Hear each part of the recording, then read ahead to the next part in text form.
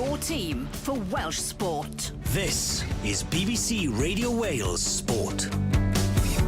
Yes, good afternoon, and an afternoon where Wales are looking for a landmark victory in the land of the Springboks, something they've never done before, but they came pretty close last weekend. But Willemse with a killer blow.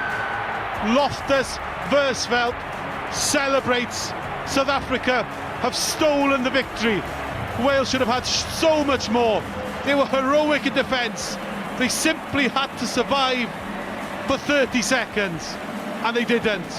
No, they didn't. And now it's win or bust to keep the series alive against a Springboks side making 14 changes. There's a lot of players there that haven't played together for a while. So for us, it's really a matter of focusing on what we're going to bring to the game, and hopefully, that's going to be a lot more discipline than last week, because we let ourselves down clearly in that area of the game, and to hold South Africa as close as we did with a penalty count the way it was, I think it's a testament to some of the good work we did do. Yeah, Wayne Pivac's side paid the penalty last week, but can they bounce back in Bloemfontein as Wales return to the Free State for the first time in 14 years?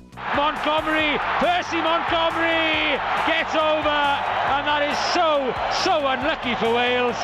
And the man who used to play his rugby in Wales comes off the bench to score his 25th try and take South Africa over 40 points. The Springboks go in full Monty in 2008 to hand Wales a first defeat under Warren Gatland, but will it be the stage for the biggest win of the Pivac era? We're about to find out, because it's South Africa against Wales here on the home of Welsh sport. This is BBC Radio Wales Sport with Chris Wathen. Yes, a very good afternoon. Welcome along. What a beautiful afternoon it is. In fact, what a morning of rugby we've already had. Ireland winning in New Zealand to level the series against the All Blacks. England winning in Australia to level that series.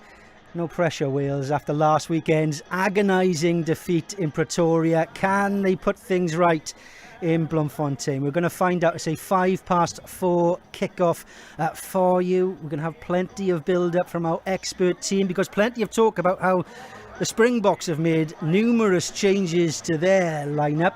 We've made a little tweak to our formation for you this afternoon, because we can welcome to our team former Wales international Richie Rees. Good afternoon, Richie. How are you? Afternoon.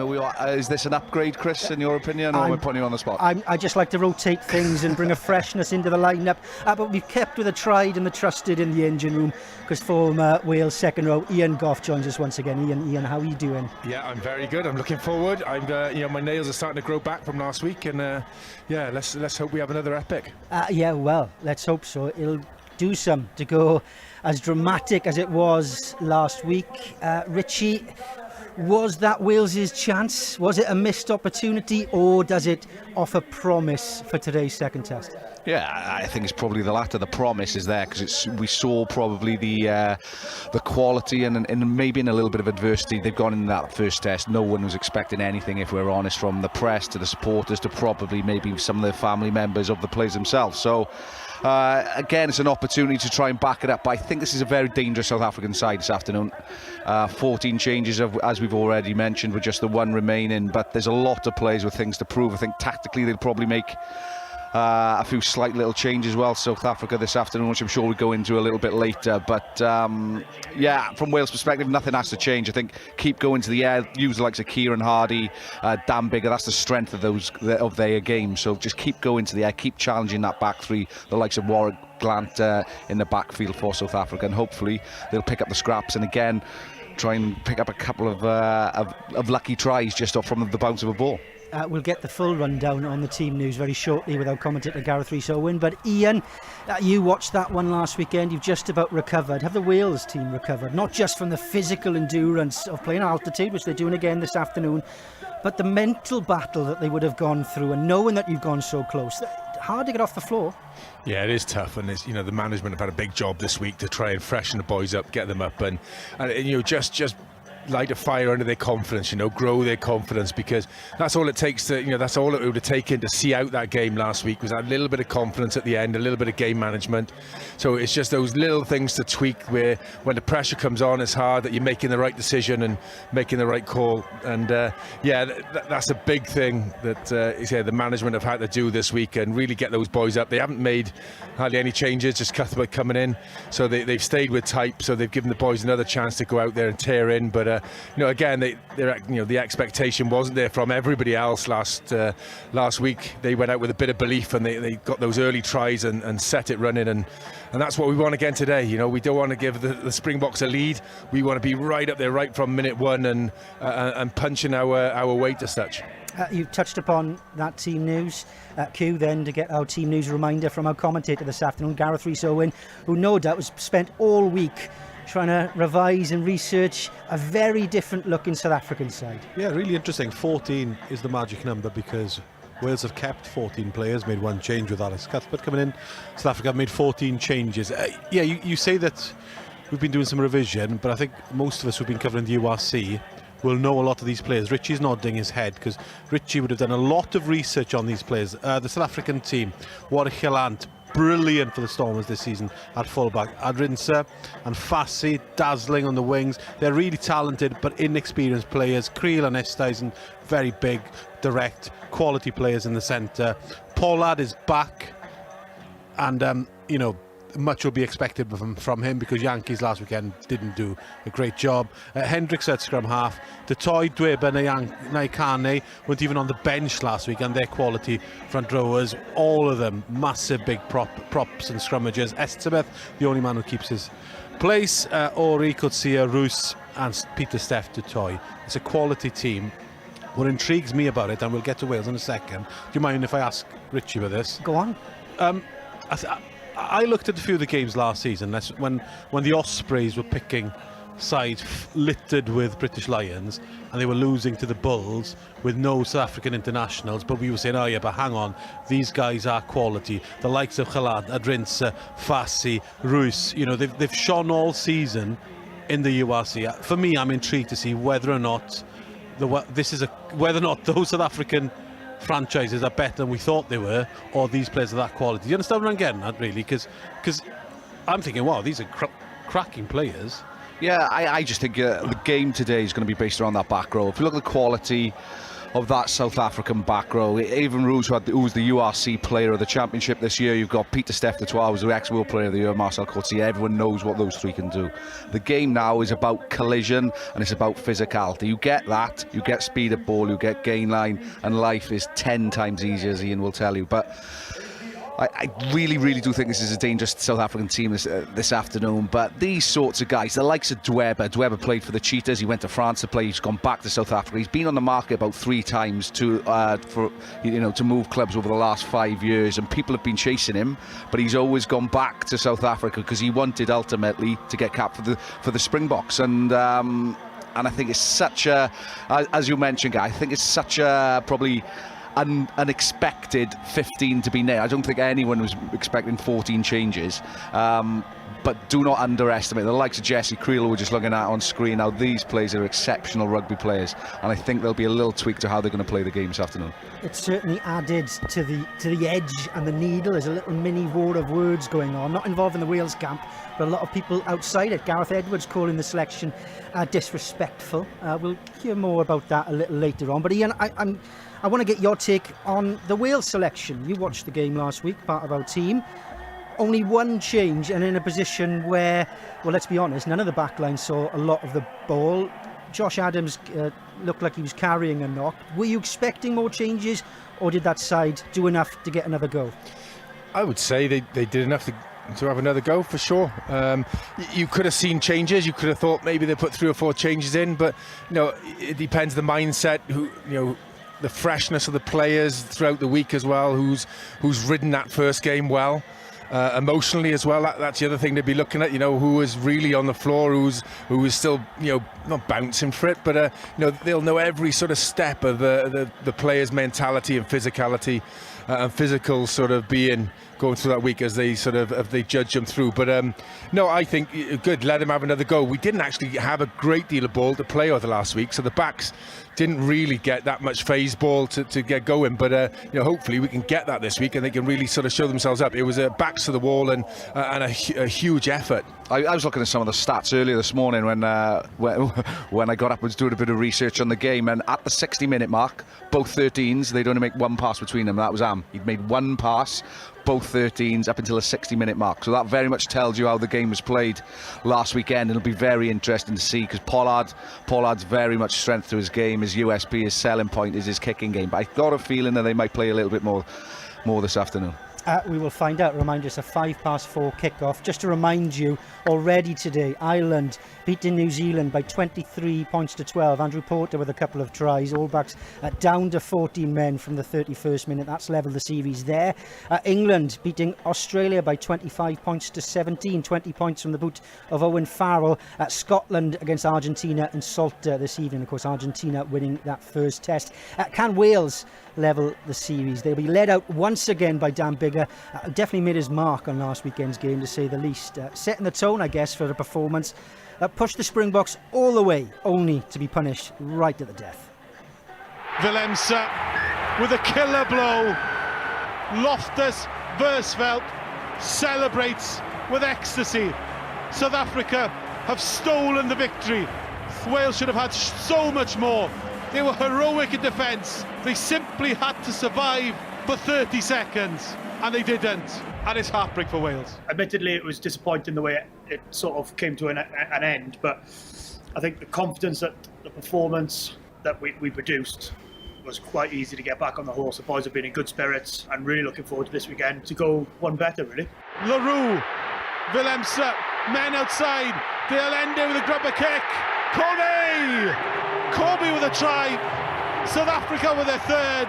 And the Loftus Versfeld erupts. You'd almost say that the players that they picked for this weekend are the real informed players in terms of currently, I know that the side that we played last weekend are renowned, experienced World Cup winners. And, you've got Pollard at 10, who's going to glue that a little bit better as well, you'd have thought. So they've got some real exciting formed players in that team who, when you look at the team, look at the names, when I saw that they made 14 changes, I was thinking, who are they going to bring in? And then you looked at the team sheet, and I don't expect this to be anything other than an incredibly tough game on Saturday, and they can pick who they want, so they're going to be very strong, whoever they put out. Hooter sounds, this will be the final play. Wales give possession back. Will they be punished for it? They've never won in South Africa, but a draw will feel like a victory. 13 men defending. This would be so cruel if South Africa get a try. Le Roux to De Allende. Knock on, penalty. It's a penalty against Wales.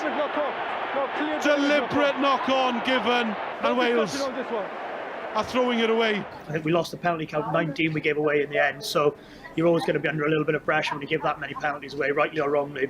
So I think from our point of view, that's a big thing, and not doubling up on errors. I think we spoke, a big focus for us this week is if we make an error or concede a penalty, the next phase of play is really important for us, because if you double up or treble up, then you're in a bit of trouble against this team. Wales captain Dan Biggar. Very eventful afternoon for him last week in Pretoria. Siya Kolisi, Richie Rees said that Wales definitely got under the Springboks' skin in last weekend's game, probably led by Dan Biggar and his sort of heart on the sleeve style. It can tip over the edge, can't it, though? And as you talked about, that penalty count didn't do them any favours. Yeah, and I think probably the first 20 minutes of the game last weekend, South Africa were on the wrong side of the penalty count, and it's no coincidence that Wales went into an 18-3 lead, and it did get edgy last weekend. Though you've got to manage your emotions. You've got to try and tail them back, especially with Dan as big as Goffey would know, playing a lot with him. He's got a temperament which sometimes does tend to throw him over the edge, and it's very important today. I can guarantee that this South African side would have talked about that this week. There's a brilliant photo in the week of Dewi Lake and Tommy Reffell pointing at Malcolm Marx, and so with a little grin and a wink from last weekend. So that, it wouldn't surprise me if that photo is on the changing room wall now in Bloemfontein. But it'll be an edgy one, particularly in the first 15-20 minutes of this game. Dan Biggar says he's not going to change his captaincy style, but Ian Goff, really interesting comments from the former Wales coach Warren Gatland in the Daily Telegraph today, saying that, look, it's great that Dan Biggar displays that emotion and clearly trying to show that they're not going to be bullied by the Springboks, but sometimes you've got to show your teammates that you're still in control. Yeah, that's right. And with the referee making decisions as he was last week, I'm not sure if some how he was handled at times by players maybe helped the cause. He made some big calls, and again, you've got to be a little bit calm at times. You've got to you've got to sort of transmit that across as well, that that the referee is dealing with someone whose temperament is in order. But again, with Dan especially, he's such a competitor. He's such a competitive guy, and that's always been part of his game, that you've just had to rein back that tiny bit. And when he plays his best and captains his best is when he's just reining it in enough. He's got that passion. You can see it flowing out of him, but not overflowing, if you want. So that's the balance that he has to play with as well. And however he has to prepare for these games to make sure he's on the board and he doesn't let the frustration get to him, then that's what he does. Because you saw the really good and the really bad of Dan last week as well. They're not the really bad. I thought the yellow was a bit harsh, but yeah, you can play it again and say, yeah, okay, it could have been, it could well have been a yellow. And again, the misconversion and then that last sort of that penalty. But then the snap drop goal and other things he did were absolutely brilliant. So again, we just need that stability from Dan and some of the core players to take us through, because we don't really win in South Africa, and we've got great chances to do that, but everything has to go right. You've got to manage that game really well to be able to win out here. Yeah, you just wonder whether Wales have poked the bear a little bit. We'll find out shortly. Gareth, Ian mentioning sort of harsh yellows there, one in particular on Lewis Rees-Zammit that was crucial. Wales complaining a little about an inexperienced referee, wondering whether he was affected by the capacity crowd in Pretoria. Very different referee today. Yeah, certainly. It's Angus Gardner today from Australia. For what it's worth, I don't necessarily think that we've got too much to moan about last weekend. When you look at those individual decisions made, you could slow that play down with Lewis Rees-Zammit. And does he release that? Does he detach himself? Probably a 60-40 call that it's not a penalty.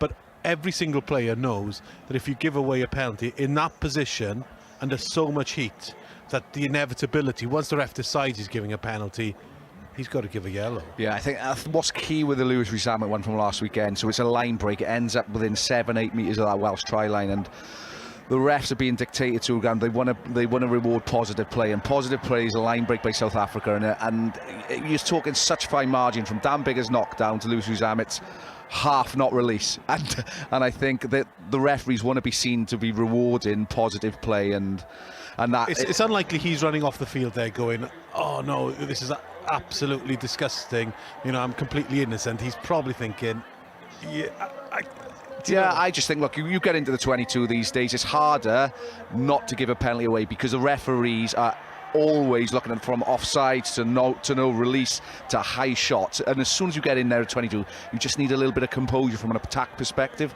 to try and build a bit of phases, because I can guarantee you go past 6 phases in the 22, a referee will give a penalty. Ian, will Wales players be wary of that this afternoon? What happened last weekend, that the Springboks are likely to try and prey on it as well?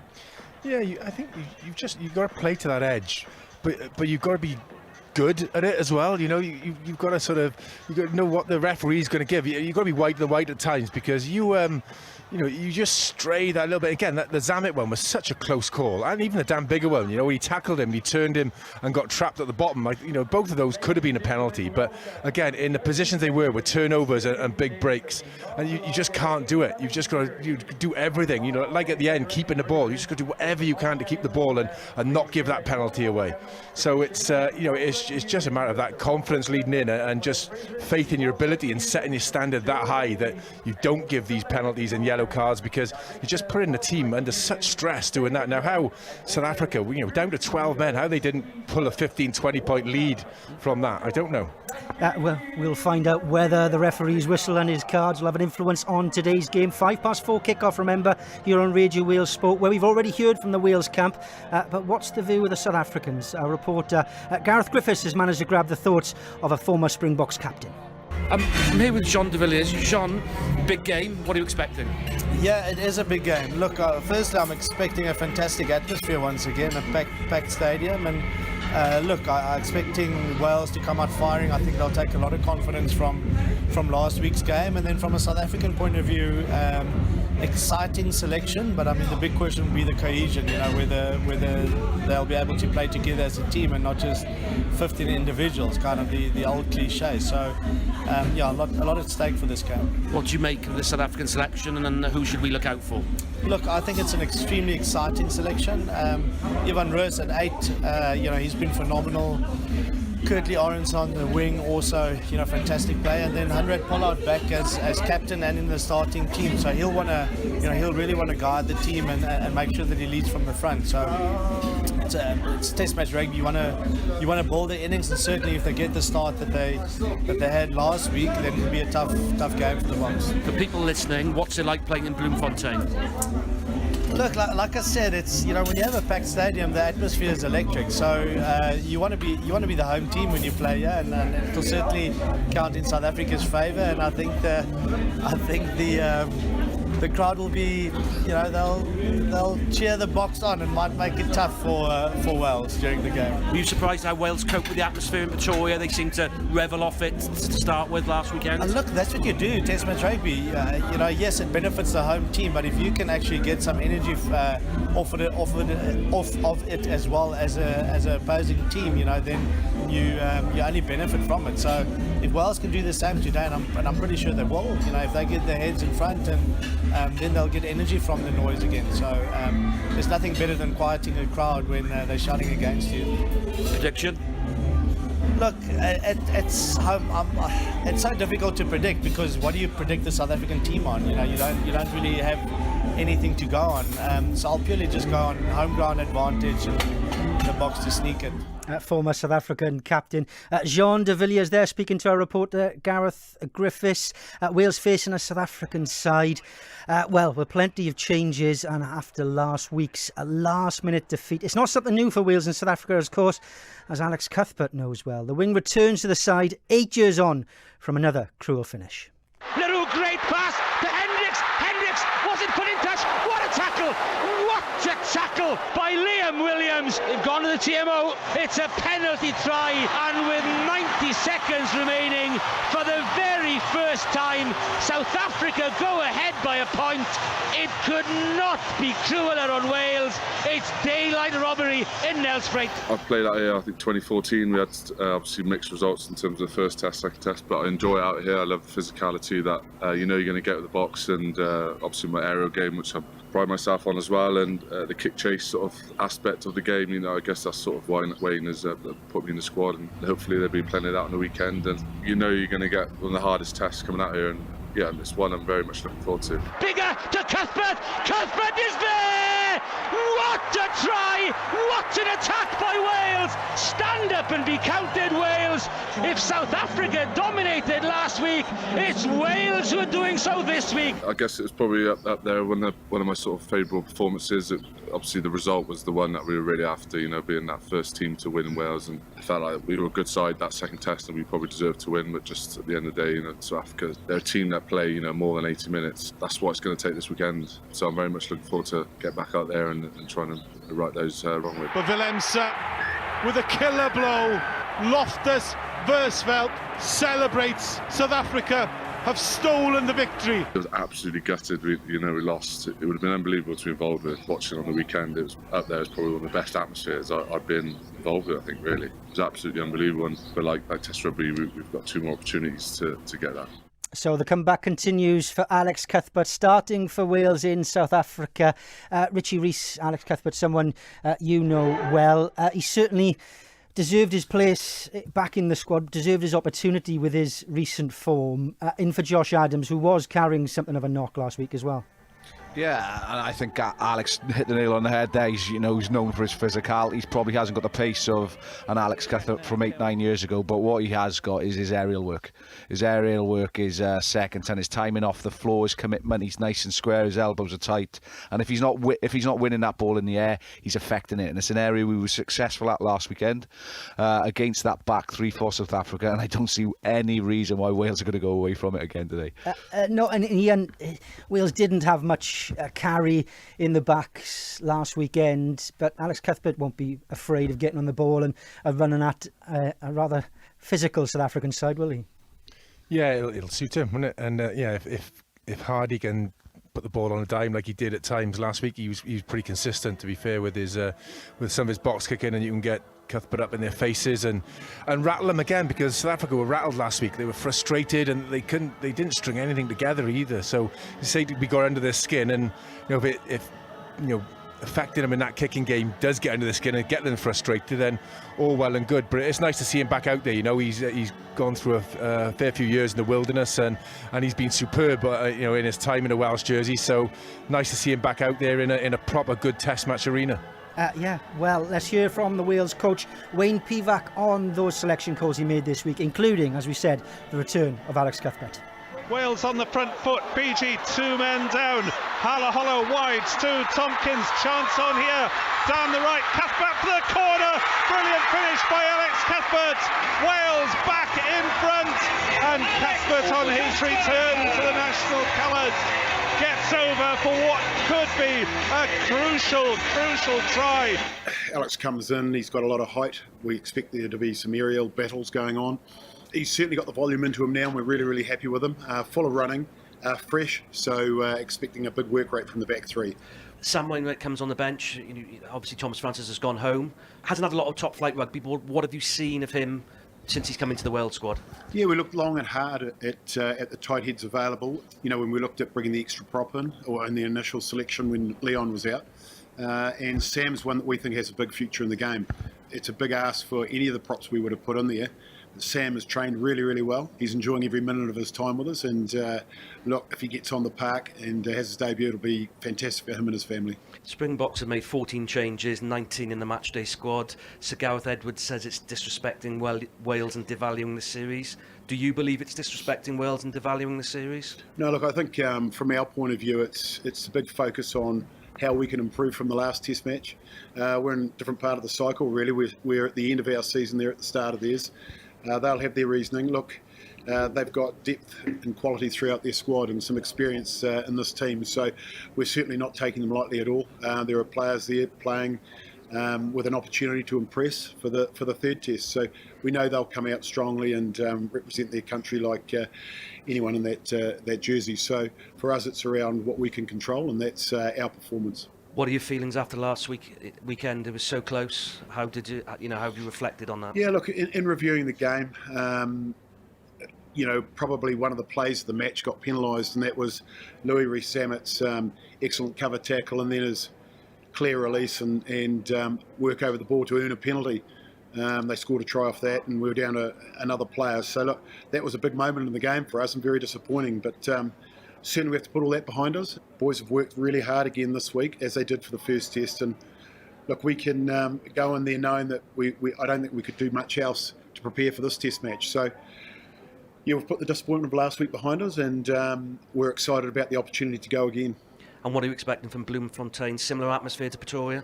100%. Yeah, it's talking to some people. We've got an advanced crew that are up there now, and people are buzzing. They haven't had a test match there for a few years, so we expect it to be another great atmosphere and one which we're looking forward to. Wales coach Wayne Pivac speaking ahead of this second test, South Africa against Wales in Bloemfontein. They call the Free State Stadium the graveyard. Can Wales keep their hopes alive of a series win in South Africa? It's almost time for the teams to take to the field, so let's hand over to your commentary team here on Radio Wales Sport this afternoon. It's the former Wales internationals Richie Rees, Ian Gough, and our commentator Gareth Rhys-Owen. Cheers, Chris. Good afternoon. Hope you've all recovered from last weekend. It was certainly dramatic, it was certainly exciting, and we all got our hopes up, didn't we? But eventually, as is so often the case following Welsh international rugby, we returned home disappointed, complaining about referees and thinking perhaps our opportunity of getting that victory in South Africa has gone. However, as Dan Biggar enters the field in Bloemfontein, this is Wales at its strongest. Just the one change, facing a side who have changed 14. Disrespectful, according to Gareth Edwards, Sir Gareth Edwards. No B team, according to the South African coaching setup. But Dan Biggar, leading his side once again, will have a sense that this game may well be there for the taking. Ian Goff, oh how things have changed, if only from our predictions and sense of, well, I wouldn't say confidence, but lack of fear compared to last weekend. Yeah, they've given us an expectation now, haven't they? We were going out there thinking, you know, I played out in Pretoria my first test at Loftus, and it was 96-13. We were going out there expecting it to be one-way traffic, and it wasn't that way. You know, we could have come away with the spoils. Now, this week has given us an expectation that, you know, we can compete with them. You know, they've announced a completely different side. But, you know, they're still potent. You know, they've still got real cutting edge and real quality right throughout. So you can't rest on your laurels, but we've just got to go out and do what we did last week, but better and with more edge and manage the game better as well. And we can come away with something. But it tees up for a fantastic test match this afternoon. Yeah, I think last weekend we were desperate, when we looked desperate. We wanted to be in every battle, and we came out of the majority of them on top. And I think we have to look the same. There's no good us not backing up last weekend today. If we turn around today and we've lost by 20-30 points, and last weekend is a faraway memory. So you back up that response by looking desperate, being physical, wanting that collision, wanting that challenge. And as long as we get that right, you know, we might not come out on top, but as long as we back it up, we have to have a bit of consistency leading into the World Cup, and I'm sure that's what Wyn Pirfac will be after, and who's looking forward to it? I'm sure we all are. The Toyota Stadium gives a very warm welcome to the Springboks, led by the inspirational Andre Pollard, the 64th individual to lead the Springboks, and boy was he missed last weekend. His presence will surely tighten things up for the Springboks. The question is, what cohesion will we see with so many fresh faces, as we see a man who's returned to the international fold after such a long period out in Marcel Coetzee, the outstanding Marcel Coetzee, probably, arguably, the best player in the URC over the last 5 years. And his and Pieter-Steph du Toit's presence in the back row will mean that it will be a fierce, competitive aspect of play this afternoon. So, we're in Bloemfontein, BBC Radio Wales. Wales looking to bounce back from that defeat last weekend against the Springboks, and shortly we'll be turning towards the anthem. Singing the national anthem of Wales, please stand for Celine Kodge. My hand was fun,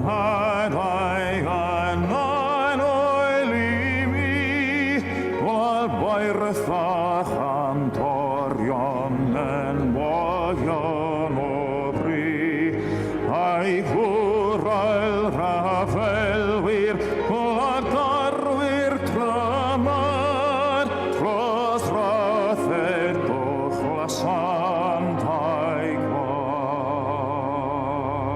gwaed. Glad,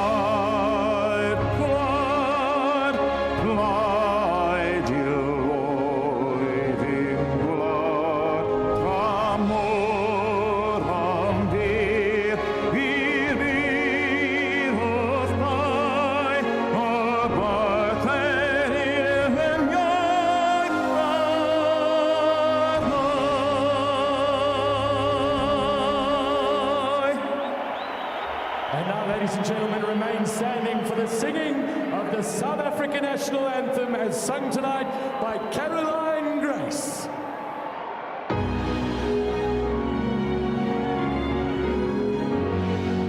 Africa,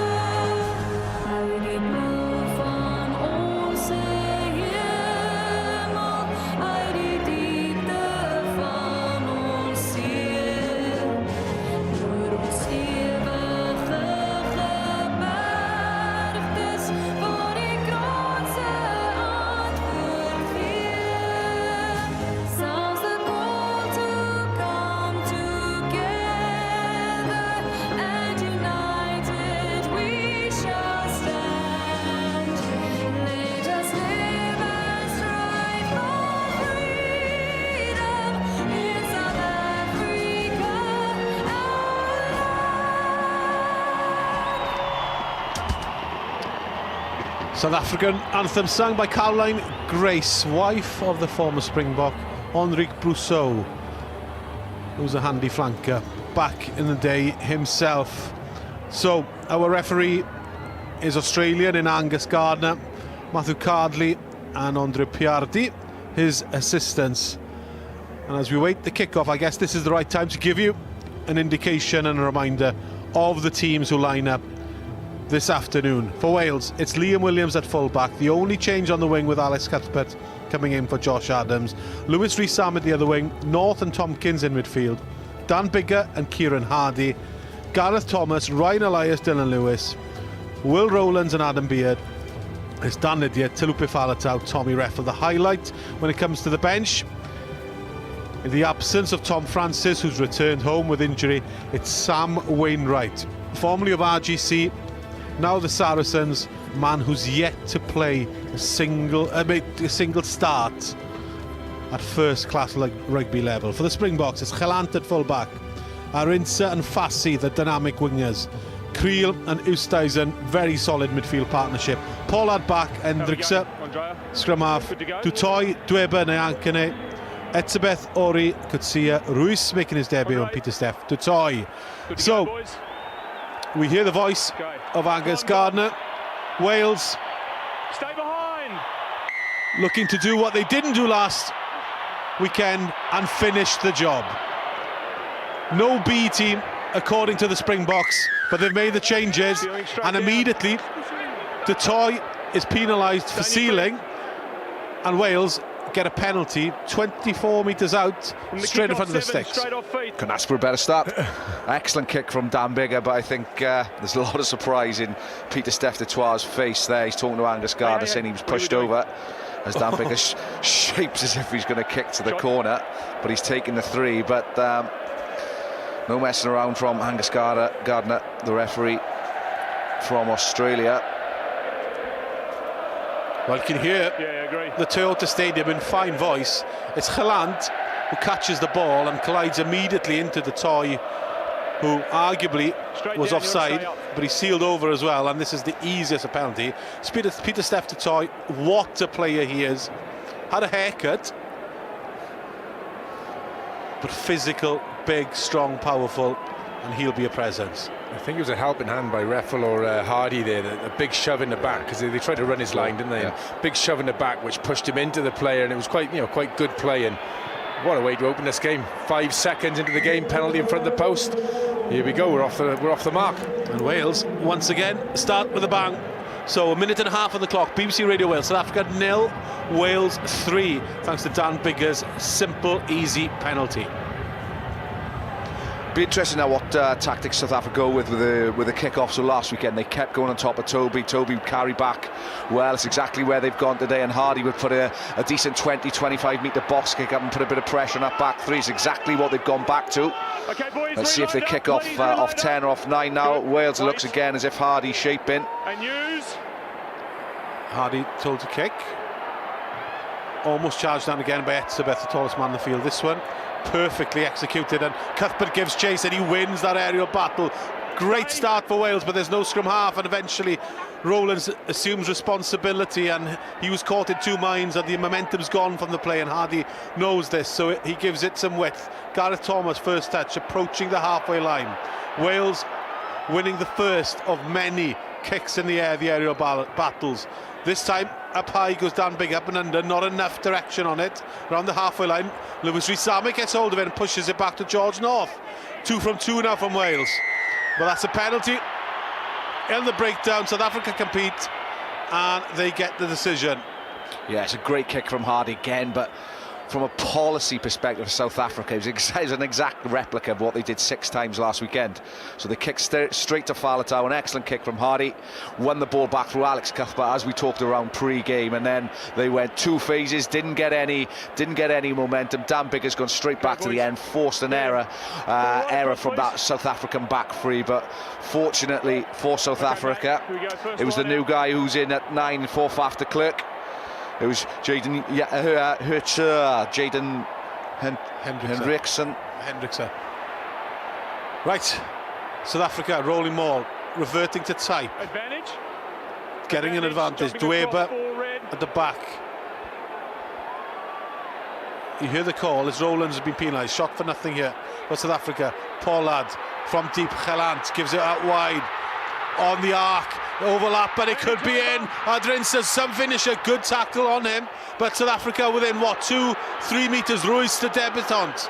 Good pressure. Gelant again down the short side. He's driven towards the touchline. South Africa 2 metres short. Coetzee carries.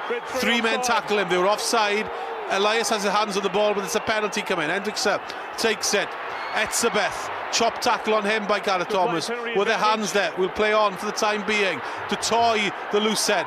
Enormous pressure, round the corner they come again. More advantage being played. Lydiate with the tackle this time. Still they come to the Springboks. Coetzee stopped. Excellent defence by Wales so far, but there's so much pressure on them. And eventually the referee goes back to the penalty. Yeah, 3 different set of penalty advantages there from the referee Angus Gardner, but it's something we didn't see once from South Africa last weekend. A driving line out, they played to width. They used Andre Esterhuizen, who's been the player of the year in the Gallagher Premiership for Harlequins. They used him as rather than the ball carrier, which Harlequins used him. He used the pivot. They played off him. They went straight to width, got the ball in their back 3 hands, and they made a good 30 metres upfield. And again, as we talked around pre-match, they've gone 3-4 phases in that 22. Penalty advantage 3 times, and there's another opportunity to take 3 points right in front of the posts. Yeah, the impressive thing with that one is how they got the Welsh defence to bite. We're putting a blitz defence on. We're getting a lot of heat off. We're getting off that line really sharp. But just a slight run-around play there. We bit on the wrong person and allowed them a big overlap there. And you could just see, the Welsh defenders were turned the wrong way. They really had to sort of turn and really corner flag to try and snuff that out. But when South Africa turned the power on, again, as Richie said, 3 different penalties from those phases of play. When they turn that power on, they're very hard to hold, and that's where we struggled last week. As soon as they really started connecting and getting go forward, it was very hard for us to hold them back. So 3-3, here we go.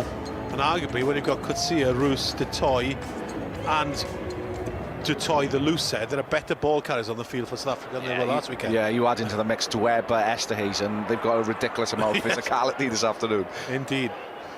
But promising start for Wales, especially return from that kicking battle. Ruiz was impressed already. Thick mop of blonde hair. Excellent season in the URC for Evan Ruiz. Inevitable that he become a Springbok. And now there's a pressure kick on Liam Williams, who takes it with ease just into Springbok half. Hardy digs 10 metres in. It's 3-3, 6 minutes on the clock. BBC Radio Wales, Bloemfontein, South Africa, and Wales under pressure at ruck time, and they've been turned over. They were sleepy, and the Springboks took advantage. And now there's an overlap again, and Pollard knows it. Whipped out wide. Fassi has to scramble, not the best of passes, and the ball beats everybody over the touchline, and Wales get away with it that time. Yeah, you can guarantee in the week the South African management would have talked around the amount of time that Kieran Hardy takes to set up these box kicks, and they said if there's an opportunity, if there's a sniff that the Sealers' chest is pretty high and they can get under it, then they'll go and they'll have a go at the counter ruck. Exactly what they did. They won the initial collision on Will Rowlands, and then South Africa saw that opportunity. Dylan Lewis is high, who's this? Ryan Elias is high, and they've just gone through there. Pieter-Steph du Toit, and they've got the ball back for South Africa. Hardy, flat ball off the liner to Nick Tompkins, and 3 men tackle him, and Coetzee looks to bite the ball, but they get it away. Wales on the attack in South African half. Ball in hand is Alex Cuthbert, ball in one hand, then he's tackled around his legs by Arinsa. Real battle between them. Arinsa not the biggest. Wales quick possession. Dan Lydiate loses it, turned over to Du Toit. South Africa, will they look to go again? There's no scrum half here on their own 10-yard line. Marvin Orie, the former Osprey, big hit on Jesse Creel. He was dumped to the ground by Liam Williams. The referee may well ask the TMO to have a look at it, but he doesn't. Balls available.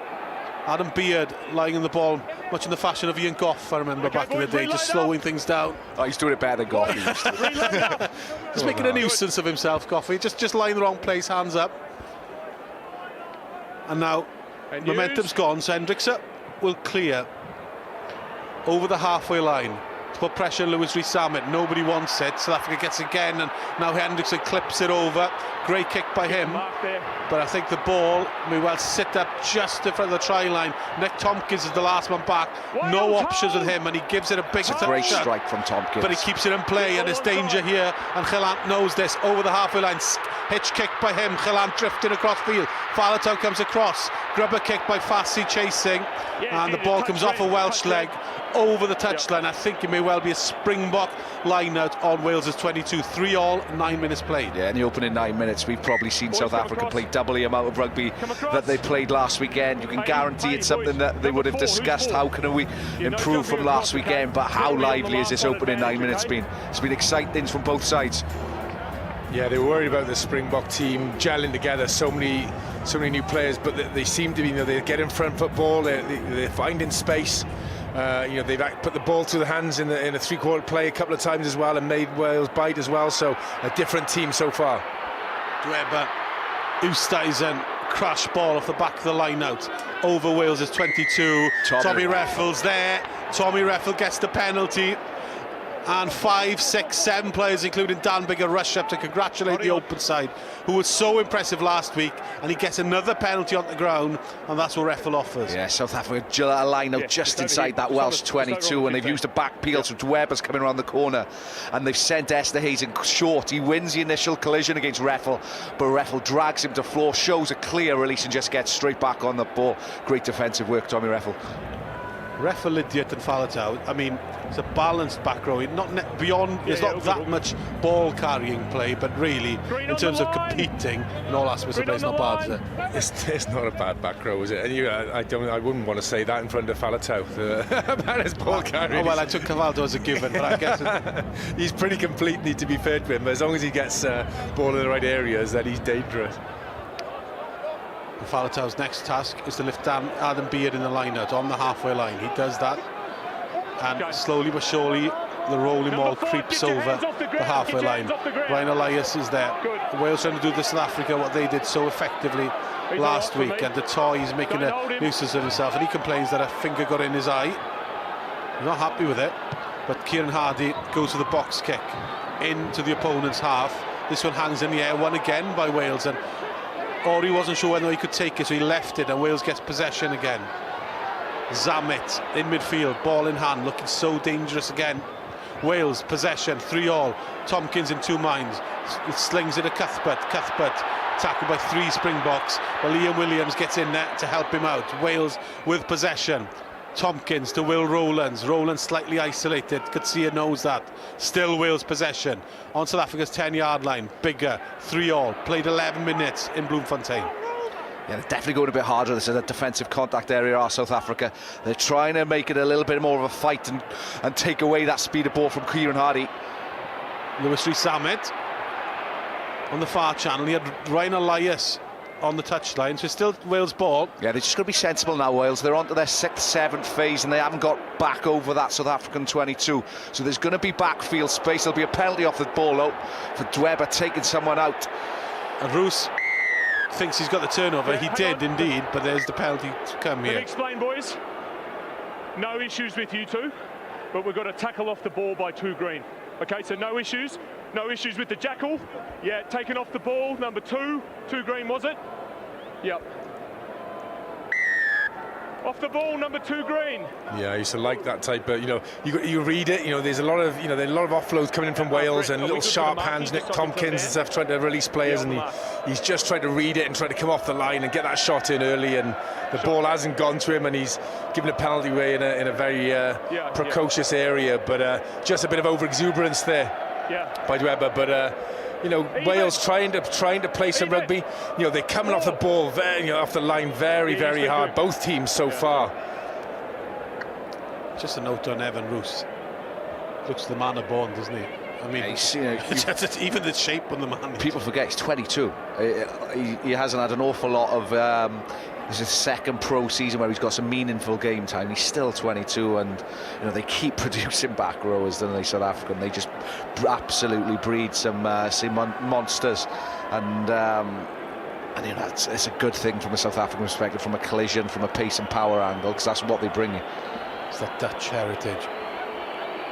Dan Biggar, 48 metres on the high veld. Altitude may help. He's given it somewhere. He just drifted wide of the far post.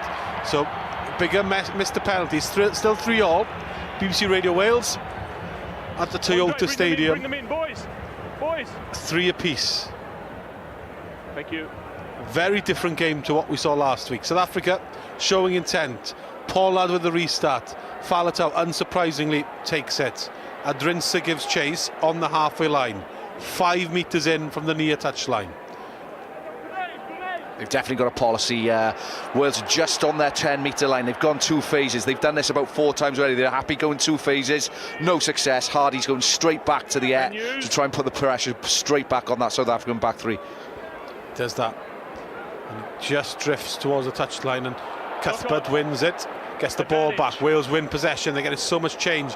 Elias knocked it on. It was just by his ankles. Not the best of passes. And Wales, frustratingly, they were looking to give it some width. They'll come back for that knock on from South Africa. Successful from Wales though again. Go into the air, getting the ball back. The escorts aren't good enough for South Africa to give their back 3 of Warwick Land a little bit more time. As Cuthbert again, high hand, just spoiling that clean catch. Falls back into the arms of Toby Faletau. Knock on advantage, Wales scrum on South African 10-metre line. That's such a positive, isn't it? You just get your arm in. He couldn't get up to properly compete to catch, but just getting that hand, that big long hand in the vision in between, and it's just unsettling. You know, he timed the jump well, but you know that's good competition. That's a positive by Wales. Just a shame he just couldn't keep it in hand there. I was just going to say, pre-kick-off, the Warwick Land looked like a Bentley of a player on a cold Friday evening at Rodney Parade. He's been put under a little bit of pressure here, and this is the difference of international rugby, isn't it? Yeah, and he wants time and space, doesn't he? At the minute, he hasn't had any because of the pressure Cuthbert and Louis Rees-Zammit are putting on him, but that's all down to the kicking quality of the half-backs from Wales. Free kick from the scrum. Wales take it quickly. Nick Tompkins, not for the first time, not quite sure what to do with the ball, so he just takes it down, and Dan Lydiard comes round the corner, and Wales in midfield on South Africa's 10-yard line. Wales looking to play with depth, but they're going backwards, and the South African defence is aggressive. But Liam Williams has kept it alive. Good play by Williams. Will Rowlands, first receiver. Dan Lydiard in midfield, looking to offload it. Dangerous, kept alive. And Biggar went to force the pass, and this ball could go anywhere. Eventually, it comes back to Will Rowlands. Good enterprise by Wales. They were playing with fire. But I think it may well have to be the skill and the style of play, because South Africa are up so quickly, aren't they? Rich, yeah, they are up very, very quickly, and they put Wales under a lot of pressure. Rich, I think there'll be some meshes coming on, with a kicking game maybe with some chips. There must be some space behind, because they're absolutely flying off this line and putting no end of pressure. The sleight of hand almost got it around them then, but they are asking a lot of the Wales hands to try and get around that. They're definitely being a bit more aggressive around that 12-13 challenge, a wider shot. But what that means, watch how early Warwick Land is closing in that backfield, right? So he's closing, getting on the edge really early. That opens up that backfield space for Wales. So they don't need to overplay. We've got a successful formula, as we just see Alex Cuthbert. Alex Cuthbert has left the field. He looks very annoyed. Kicked the drinks bottle on the floor. He's been replaced by Josh Adams. Now, ironically, there didn't seem to be any. When he went up to try and challenge Glant for one of those high balls, he was holding his arm as he came down. So I don't know if it was a finger, an elbow, but I'm sure we'll find out sooner rather than later. But Josh Adams is on the field. It's not a bad replacement. If you're not bleeding and you're not concussed, I don't think you could be replaced anyway. So that's it. That's done. Yeah. Unless it is. Unless obviously we're not 100% sure at the minute. There's a discussion going on between Stephen Jones, Wayne Pivac in that coach's box, but yeah, he didn't look happy coming off, and I think he went straight to sit down. Just from his reaction, you'd say that that's the end of his day, wouldn't you? And his gutting 15-16 minutes in, exactly that reaction is a reaction of someone that doesn't look like they're coming back on. And he was up against Curtly Arinsa, who, for those who are not necessarily that au fait with him, think of Cheslin Colby, but a little bit smaller. Yeah, and a little bit, if you're talking top end, he's exceptionally quick, did a lot on the South African 7 circuit. So a real jack in the box. Yeah, they got plenty of pace out there, so I think the kicking game now and accuracy in the kicking game is so important. Set. Penalty, scrum time. Loose head in and down. Gareth Thomas is the man pinged, he puffs his cheeks out and then looks back at the referee, closes one eye and goes, really? Yeah, the man of absolutely no scrummaging expertise in myself. Goff looked as if he just lost a bit of his feet. He just slipped. I would expect that to be reset from that one. It was a first mistake, but he gave us a sort of a bent arm first scrum, didn't he? But as he's attacked in there, it's in the slow-mo there, that was quite instant. It was normally I would see, but the ref is right there, but normally I would expect to see a reset there, especially so early in the game. But he's putting his marker down, the ref. What I liked about that was that Pieter-Steph du Toit, the blind side, and Dan Lydiard, the blind side of Wales, both turned to the referee and said, come on ref, you've got to do something about it. There's almost a 50-50 call, hoping to get a penalty. The ref doesn't even know, he's guessing. Pollard to give South Africa the lead from 40 metres. He's missed as well. So one penalty apiece from Biggar and Pollard, one miss apiece. 3-all, 17 minutes 50 seconds played in Bloemfontein. And this is a proper test match. So far, it's success for the Northern Hemisphere. Ireland, if you didn't know, won in New Zealand. Australia lost at home to England, and now Wales are 3-all, having never won in South Africa. Restart, Roos waits on the halfway line, 15 metres in, gets over the halfway line. Hendrik Sedstrom half. Good. Using the forwards, the giant loose head, Thomas du Toit. Back it comes now to Pollard, goes for the up and under, looks a little bit too far to me, and it was, and Biggar is caught, catches it, but he's under huge pressure, and he just slings it away to Lewis Rees-Zammit, and nonchalantly, Zammit clears it, but now Gallant has time and space, and he tries to dance past Lydiard, but Lydiard catches him. Dweba, the hooker, big collision. Oh, that collision, I'm not sure. It looked reasonably high. That might actually come back to something here. Hope it doesn't, but it was hooker on hooker. It was Elias on Dweba. As South Africa just look to go back to the air, they're just inside their own half. Up and under. Liam Williams is back. Du Toit gives chase. Williams again. He's got it. Oh. Turnover for South Africa, but Nick Tompkins somehow kept it alive. Elias, good strength by him. Roll out of two tacklers. We're playing on. TMO hasn't given a call to the referee so far, but I'm sure we're keeping an eye on it. Wales ball, 3-all. Quarter way through the match. Kieran Hardy once again shaping for the up and under of the box kick. Josh Adams was on for Alice Cuthbert, and it was knocked on by Andre Pollard, but immediately it didn't seem to me that Josh Adams' chase was as accurate as Cuthbert, because he didn't really look up at the air, did he? But this is the referee going to the TMO, I think. Yeah, this is that tackle you referenced, Goffey. He's hooker on hooker. I'm just not sure if he catches him on the chin. It just looked awkward. Both of us looked. You've seen a snap of the head, didn't you? Yeah, both of us looked at each other as this happened. I think he might have caught him on the jaw. We have a snap of the head, like a boxer's uppercut as such. So we haven't seen it back. It's not 15 red, man. I think it's number 2. Number 2. Okay, let's put it on the screen and have a look, please.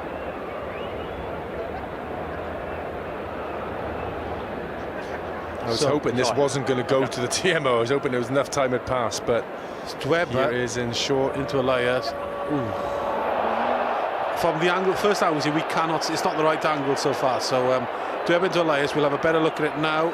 Elias, they're both low. Leads with his arm. Oh, he's just under the chin. He looks all right. Yeah, that's fine. I think that's fine. Oh, so his forearm. My initial contact is on the shoulder. I'm not seeing any foul play here. Are you, Matt? Yeah, Angus. There's no clear head or neck contact, mate. Play on. Okay. Yeah, that's a good call. That's a very good call. You know, it's such a fine line there, but he wrapped his arm. They're both low. It looked worse than it was, you know, just because of the heaviness of that impact. But yeah, they've made a good call there. It's your option, Dan. Yeah. But arguably, Ryan Elias has got away with it, that one. I mean, you are sailing close to the wind. Yeah, but ultimately, I think he's hit him on the chest, hit him on the shoulder. If he would have caught him, I think fair enough. But they've got, like we saw this morning in the New Zealand game, everything has to be a little bit lower. That's what I'm getting at. Yeah, everything just has to be a little bit lower. It's a bit frustrating from the TMO. Brett Cronin from Australia coming in. He's obviously called the referee to have a look at it. He's got to have a look at that and say, look, there's nothing in it. Play on. Wales line up ball. Elias immediately involved. Tompkins flat. Wasn't a flat pass, it was a forward pass on halfway line. So South Africa scrum on the halfway line, and last time they had a scrum, it led to a penalty. Yeah, it was the same start to play Wales used last weekend. They're trying to get Tompkins into the game as early as possible. It's an absolute killer from an attack coach perspective, though. Not even one first phase in, and it's just a forward pass. It's just that timing, isn't it? You just, Hardy's just had to check on the ball. That's a harsh call. That's a harsh call. You could just see, we're just looking back at Kieran Hardy's, how surprised he is, but he falls off the pass, but for me, he's got to let that go. It's so marginal. When you're talking about refereeing, empathising and being sympathetic with the attacking team, wanting the game to flow, that is touch and go. Anyway, back to the scrums. Gareth Thomas been checked upon by the referee. South Africa, the scrum creaks and swings to one side, and now it's wheels a little bit, and scrum Wales. Good scrum. Roos has the dig, but Hendrickse gets it. They go down the blind side. Oosthuizen, but out to Fassi. He's been a spectator mostly in this game, and Fassi being carried by Tompkins and tries to get the ball away, and in the end he goes forward. So good defence by Wales. Yeah, it's a double collision, double defensive set by Lewis Rhys-Sam and Nick Tompkins, but Tompkins just wraps a Fassi up.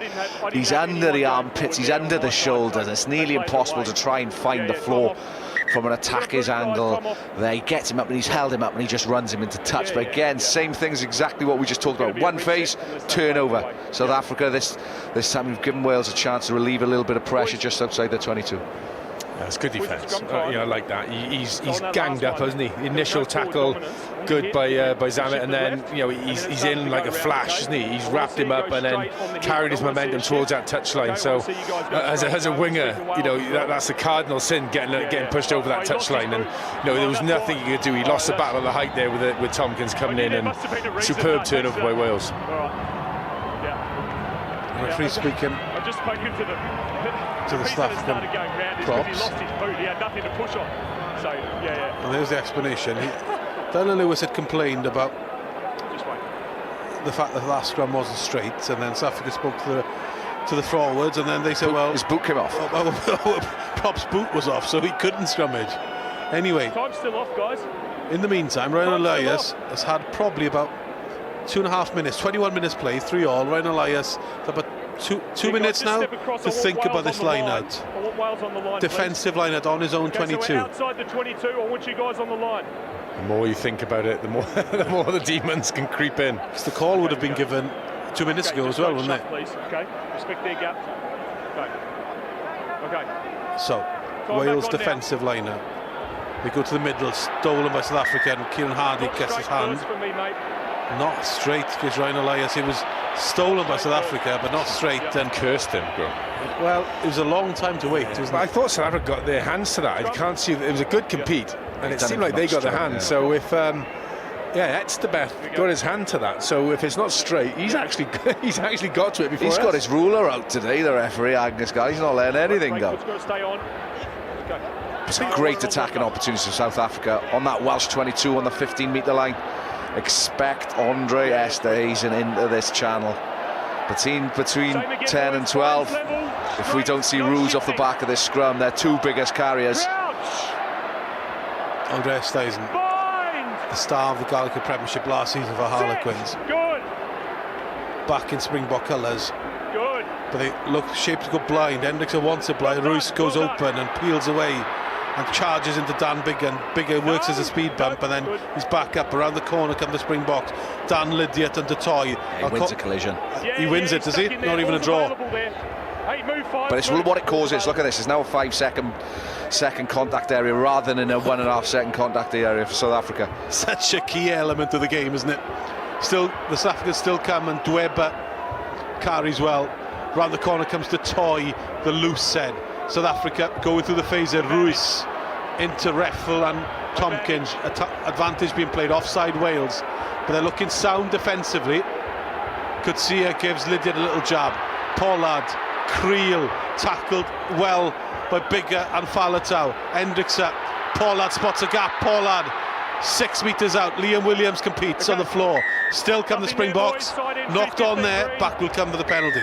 We talked about it pre-game. As soon as you get into that 22 now, it's so hard at that contact area to be squeaky clean. Again, 3 phases South Africa went. This is the Wales referee. give the penalty away. Okay, so the first time we came down here, 2 offsides. Next time we've come down here, another clear offside. Any more offsides down here, yellow card. That's what it is, clear offside. Yeah, very clear. No, I'm not correct, just so we know what it is. Yeah, because it's every time you come down here, it's offside. Yes, of course. Okay, Dan Biggar goes back to speak to his players. The message is simple. The other worrying sight on the field is that Kieran Hardy is down injured. BBC Radio Wales, 23 minutes played. South Africa 3, Wales 3. We're into a proper arm wrestle here. I think South Africa has the edge.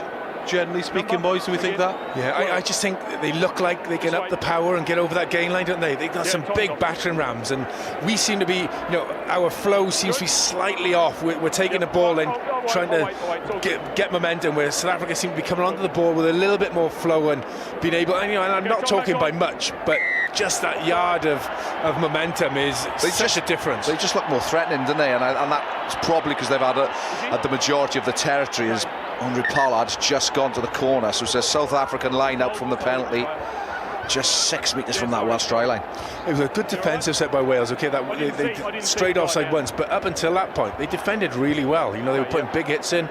They've just got to have that little bit of faith and not give because now the pressure's really on them. Okay, 3-3, 24 minutes played. Attacking lineup for South Africa. If you're a betting man, you put your house on the fact that they'll go for the rolling maul. Worked so well last weekend. A try last weekend to Marks and Boambi. Not straight. Not straight. And Dweba shakes his head and apologises and sticks his hand up and goes, sorry guys, I messed up proper there. Same both sides. It's got to be down the middle. It's got to be a fair contest. There's the ref. Not straight. Yeah, fair play to him. Yeah, that's what you want. You want the areas refereed exactly the same, and they beat us on the ground. They beat us for movement there as well, didn't they? So it was just the pure sort of technical skill of that throw. No complaints from Joseph Dweba either. Yeah, it's a lot more clear than the last one. The Welsh one. He's shaking his head. He's having a big deep breath. But that's a big moment, that's a big turnover, basically, because how South Africa got their momentum back last week was through that area. So losing that, getting turned over in that area, just really sort of lets Wales off the hook. I keep going back to that big collision, to Dan Lydiate, and how significant that felt, because in other aspects of the game, South Africa have been it's just that small, it's just falling over the gain line instead of hitting the gain line and hitting flat. Penalty, free kick to Wales. Yeah, just going back to Gal and what you're referencing. Dan won the collision because he got into him, and he ended up holding the player in the air for a second. Probably it was not even half a metre he won the collision, but South Africa then had to run backwards. The Wales defence could run forward, allow them to get off the line, and that is such fine margins, and that's why the way the game is going, that collision, pace and power is so important. Just gaining that half a yard, and then the speed of ball from that, it really does it puts your fold at the extreme, and you only have to be half a yard off in your spacing, and a flat pass with someone hitting that gain line, and you're a fingertip tackle rather than a full shoulder tackle.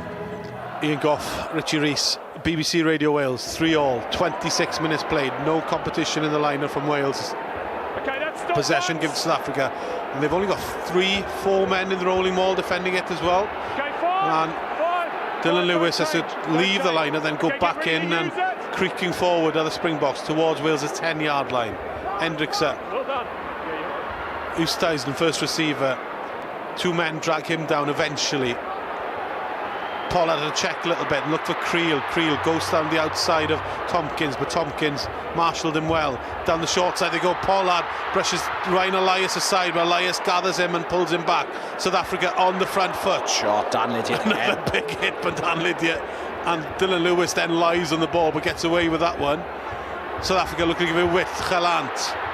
Forwards in midfield, they probably needed backs because the play slowed down a little bit. Galant again, got to Toy outside, he goes for the grubber kick. Josh Adams comes back and just allows the ball to bounce over the far touchline, right in dead man's corner, and it'll be a defensive line for Wales, 5 metres from their own try line. Yeah, Glant would have wanted that to stay in field, but it's good. He's keeping the pressure on Wales, but Wales just need to be squeaky clean as soon as they're defending within that within their own 22, because the referee Angus Gardner, he's already spoken to Dan Biggar a couple of times around the amount of penalties in that area of the field. Yeah, we need to deny South Africa this territory, especially this red zone territory as well. Front ball, good front ball, just about. Somehow Evan Etzebeth kind of missed it on his 99th cap, but he's trying to spoil Wales's party in the line-out, and those long telescopic arms have made a real mess of it. Goffey, you're the expert in that area. Straight over to you, my friend. Oh, just what a pain it is. You know, this ball, you've got to guarantee your ball, and that long, the go-go gadget arms. You know, the Luke Charteris used to be like it, and they specialise in that. You know, it just extends our arm and gets it in exactly the wrong place, and it's such a dark art, that maul. Look, he just swims through. You know, they're illegal half the time in these mauls, but it's how you get away with it. But he's just swum through. He's missed the initial line-out contest, and then finds himself right in the heart of it and creates a whole load of mess. There's definitely a concerted area this weekend, in this game, to try and put a little bit more pressure on top of Kieran Hardy. Do not allow him the time and space to put that kicking game into action that we saw last weekend, and we've seen it a couple of times. We've seen it through Roos, we've seen it through Etzebeth, just coming through that contact area, just nudging him, knocking him off the ball, getting his long arms, fingers through, and just trying to slow things down. Bohemian Rhapsody at the Toyota Stadium, 29 minutes played, 3 apiece. It's been an intriguing test match so far. South Africa with an attacking scrum.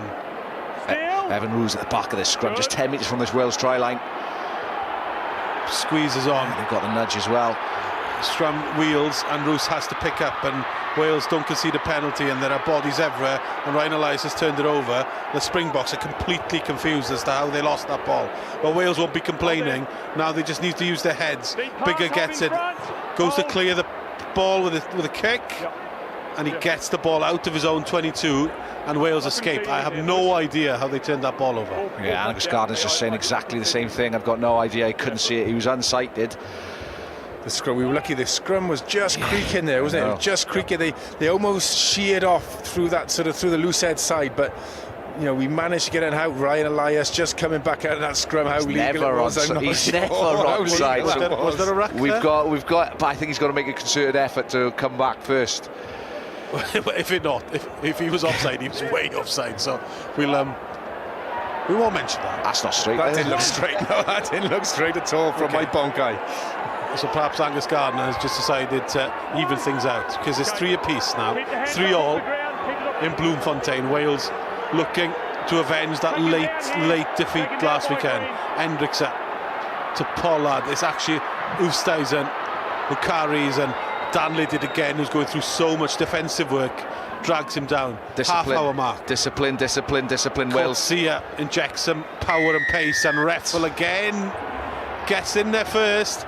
And not only does he get the penalty, but just to rub salt into the wounds, he makes sure he comes up with the ball in his hand, just to tell everybody, every single member of this stadium, I'm the man getting the penalties today. That's 2 turnovers in 2 real crucial areas. Well, this is right in front of our post. With South Africa on the front foot, they've had quite a bit of concerted pressure this last 10 minutes. You know, they've really put us on the rack with red zone pressure, and that's a fantastic turnover. He's straight over the top there, and he makes the tackle. So as well. Faletau comes and helps him as well, and he's involved with the tackle, and bang, he's straight on it. That's a huge pressure reliever, just when we needed it. What separates Tommy Reffel from a lot of other sevens is watch his ability to ride the initial contact. So he's in there, he rides the initial contact, and the majority of people will fall over, will lose the collision and end up on their backside. But he rides the initial contact, stays in there, and because he's lower, wins the height battle, and he's so hard then to remove. In that replay we saw, he puts the first shot in, so he takes the first hit,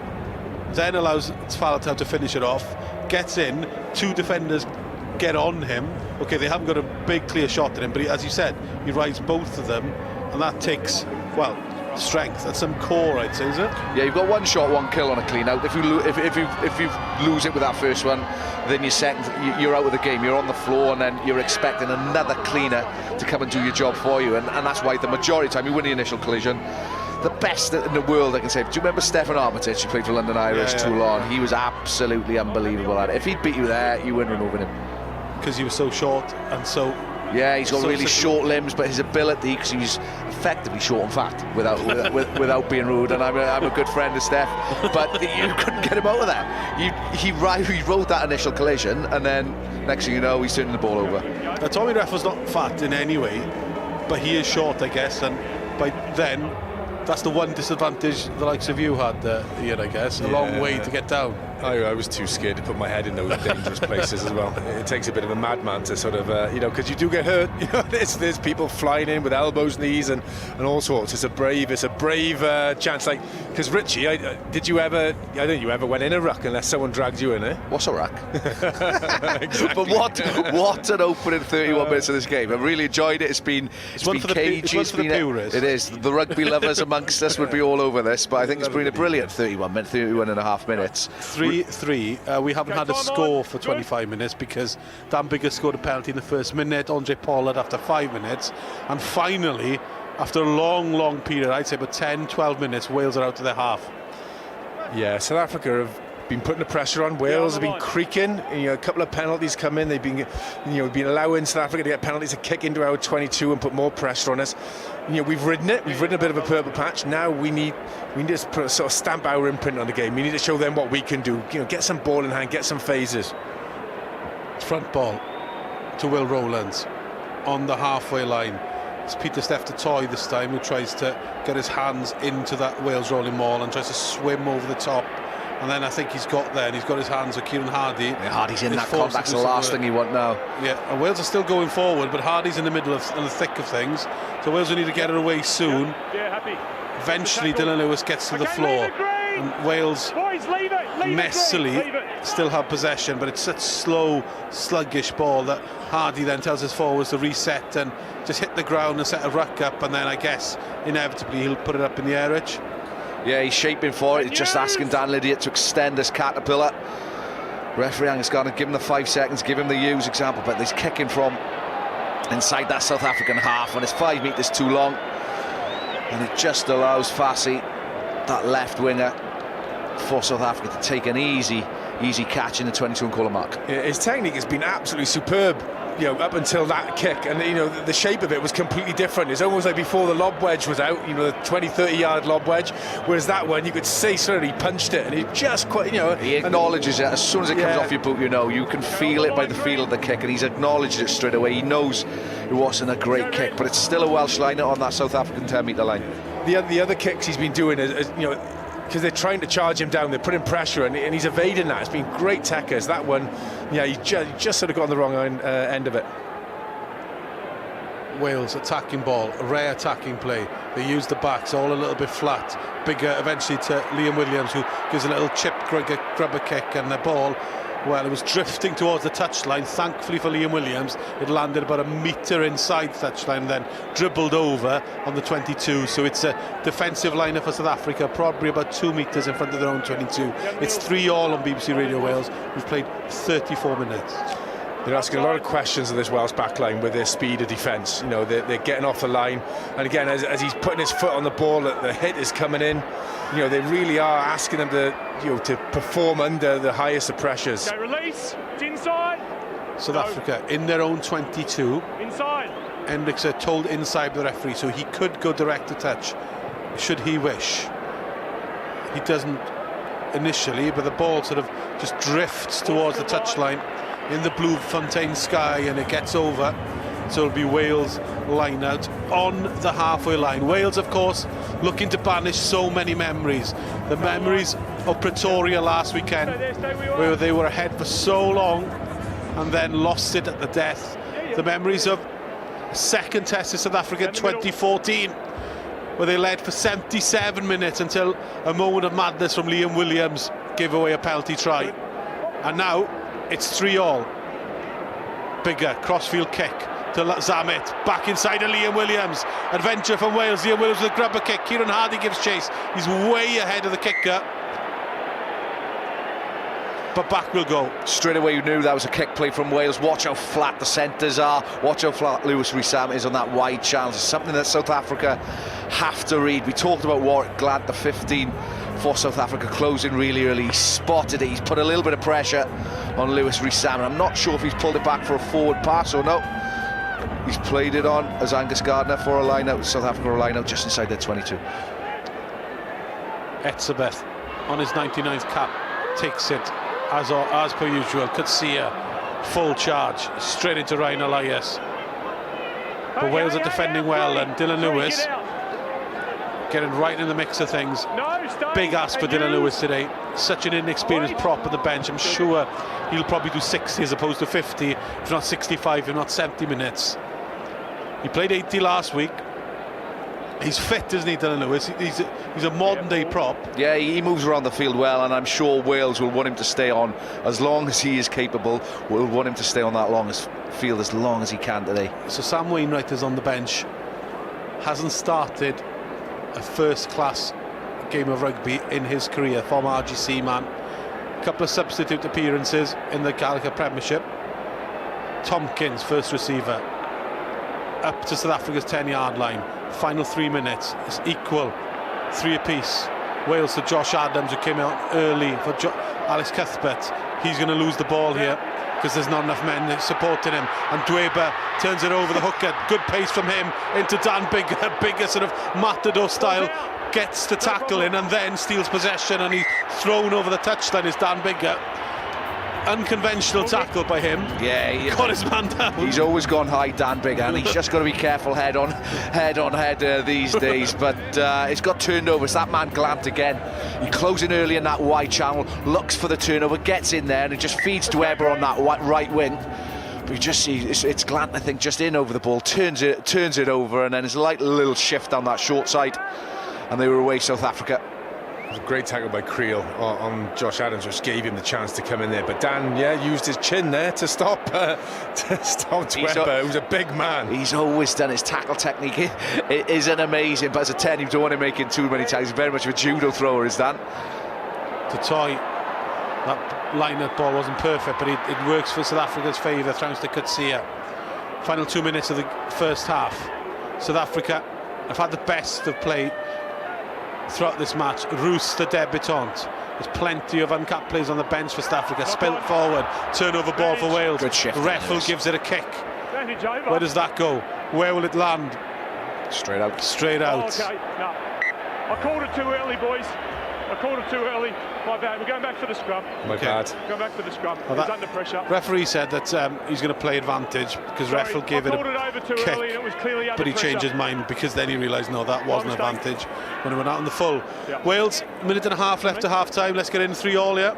That's quite refreshing for a referee to be like that as well. Normally you live and die by decision, and he's not afraid to admit, put his hand up, and that wasn't quite enough. And it was always a good kick by Reffel on the hoof there. But this game's in deadlock. We're coming up to half time, and it needs something to break it. The pressure's been with South Africa. We're on the ropes a little bit. We're a little bit creaking, but this game is in a deadlock. The next score will.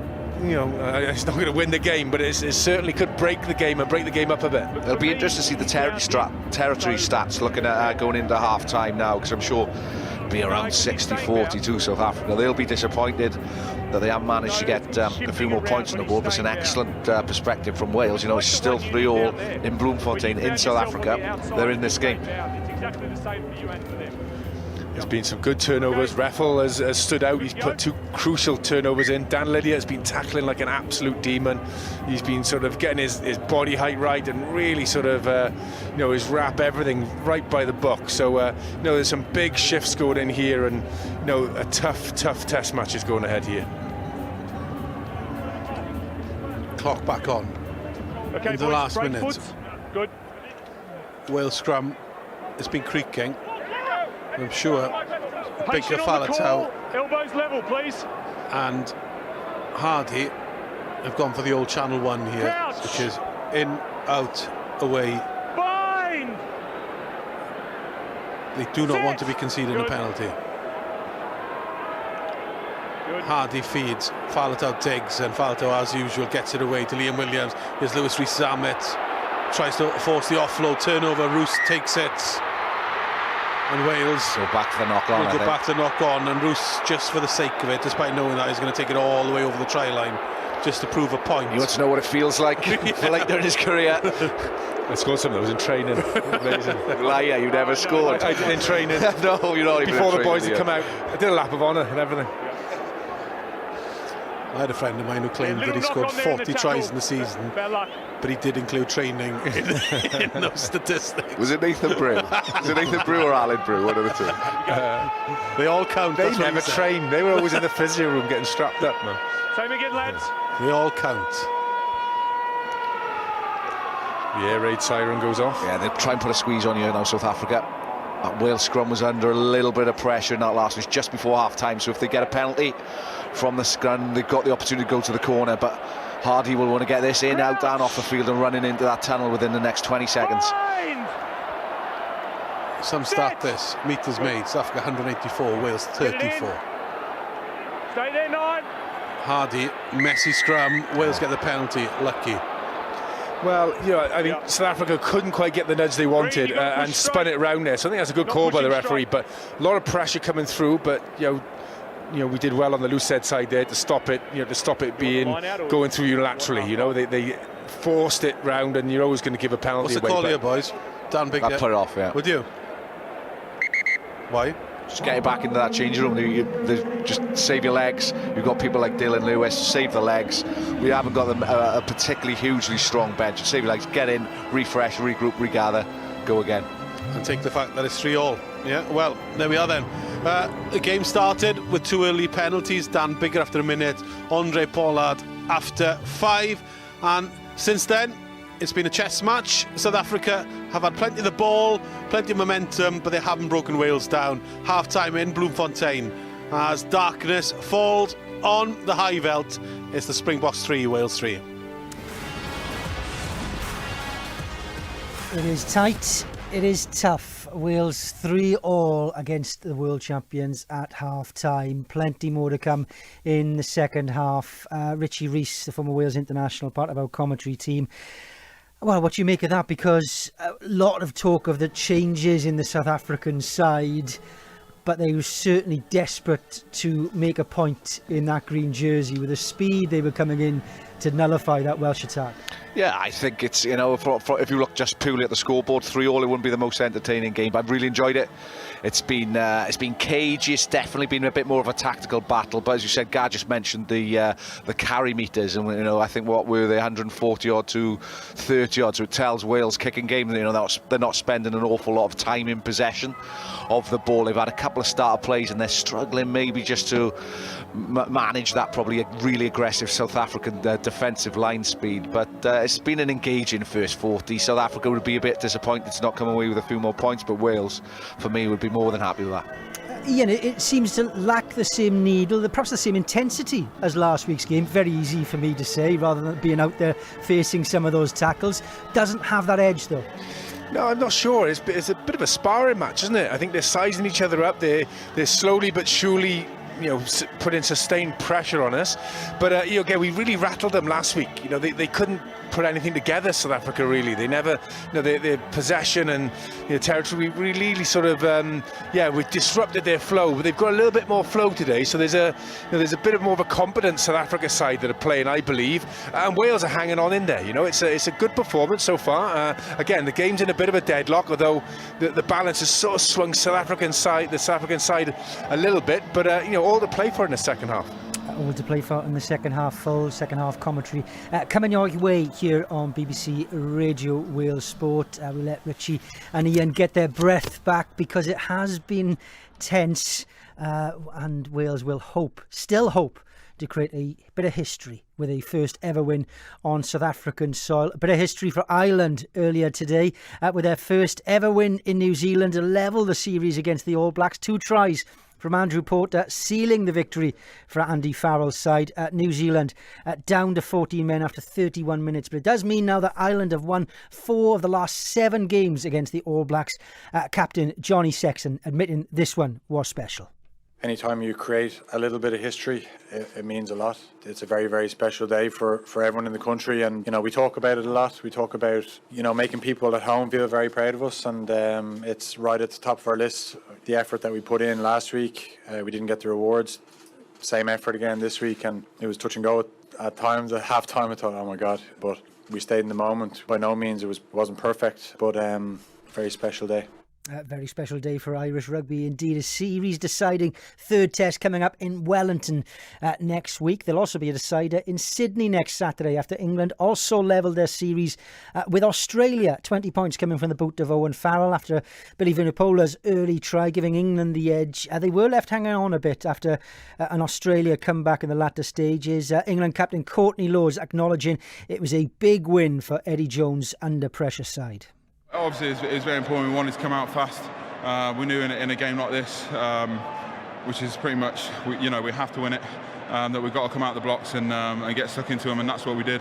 Set the tone pretty well early. Obviously, we knew they were going to come back. Quality team, but we managed to stick in there. So England beating Australia earlier. Wales trying to level the series against South Africa, aren't they? Scotland trying to do the same out in Argentina. They take on the Pumas in Salta this evening after Argentina winning that first test. A little bit closer to home, Wimbledon, Kazakh 23-year-old Elena Rybakina beating Tunisia's Ons Jabeur in 3 sets to win the Women's Singles Championship. It's her first Grand Slam victory. Rybakina coming back, from 1 set down to win the final 3-6, 6-2, 6-2. Actually speechless because I was super nervous before the match, during the match, and I'm honestly happy that it finished, to be honest, because really I never felt something like this. And I just want to say big thanks to the crowd for the support. It was unbelievable all these 2 weeks. But also, of course, I want to congratulate Ons for the great match and everything you achieved. It's amazing, and I think you're inspiration not only for the young juniors but for everybody. Really, you have an amazing game, and I don't think that we have someone like this on tour, and it's just a joy to play against you. And I ran today so much, so I don't think that I need to do fitness anymore, honestly. Thank you so much, and it's just unbelievable atmosphere. Thank you. There we are, Elena Rybakina adding her name to the winners board at the Wimbledon. Nick Kyrgios taking on Novak Djokovic in the men's final tomorrow. On to a bit of football news. One game just kicking off in the Women's European Championship being held in England, of course, and Switzerland have just taken the lead against Portugal in the 5 o'clock kickoff. A game against 2 of the favourites coming up at 8 o'clock. The Netherlands taking on Sweden. You can follow, of course, that championship across the BBC. Elsewhere, Cardiff City began their pre-season schedule today. Yes, it's not far away at all, is it? It all starts back on July the 30th, the EFL season. Cardiff taking on League One Cambridge today at Leckwith, beating Cambridge 3-2. James Collins, Mac Waters and Joel Bagan with the goals for Steve Morrison's side. Swansea City also taking on League One opposition, Forest Green Rovers, newly promoted Forest Green Rovers. Swansea winning 3-2 at their Fairwood training ground. A bit too early for Joe Allen to make a playing return after he sealed his return to the club. He left 10 years ago in a £50 million move to Liverpool. He's gone, of course, to Stoke since then. Back at the Swans now following Flynn Downs' move to West Ham. Newport County, with all their signings, I think it's 9 in all, they beat non-league Hungerford in a game at Dragon Park in Newport earlier today.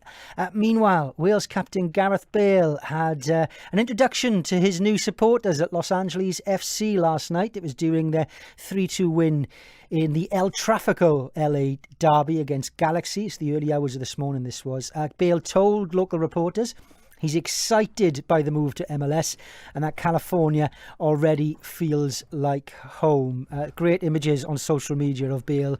Bale's introduction to the crowd involved him singing on a megaphone and being squirted by water by his teammates. Yeah, you might have been the world's most expensive player once upon a time, Mr. Bale, but no way of getting around the introductions from your new teammates. Bale could make his debut against Nashville next Sunday night.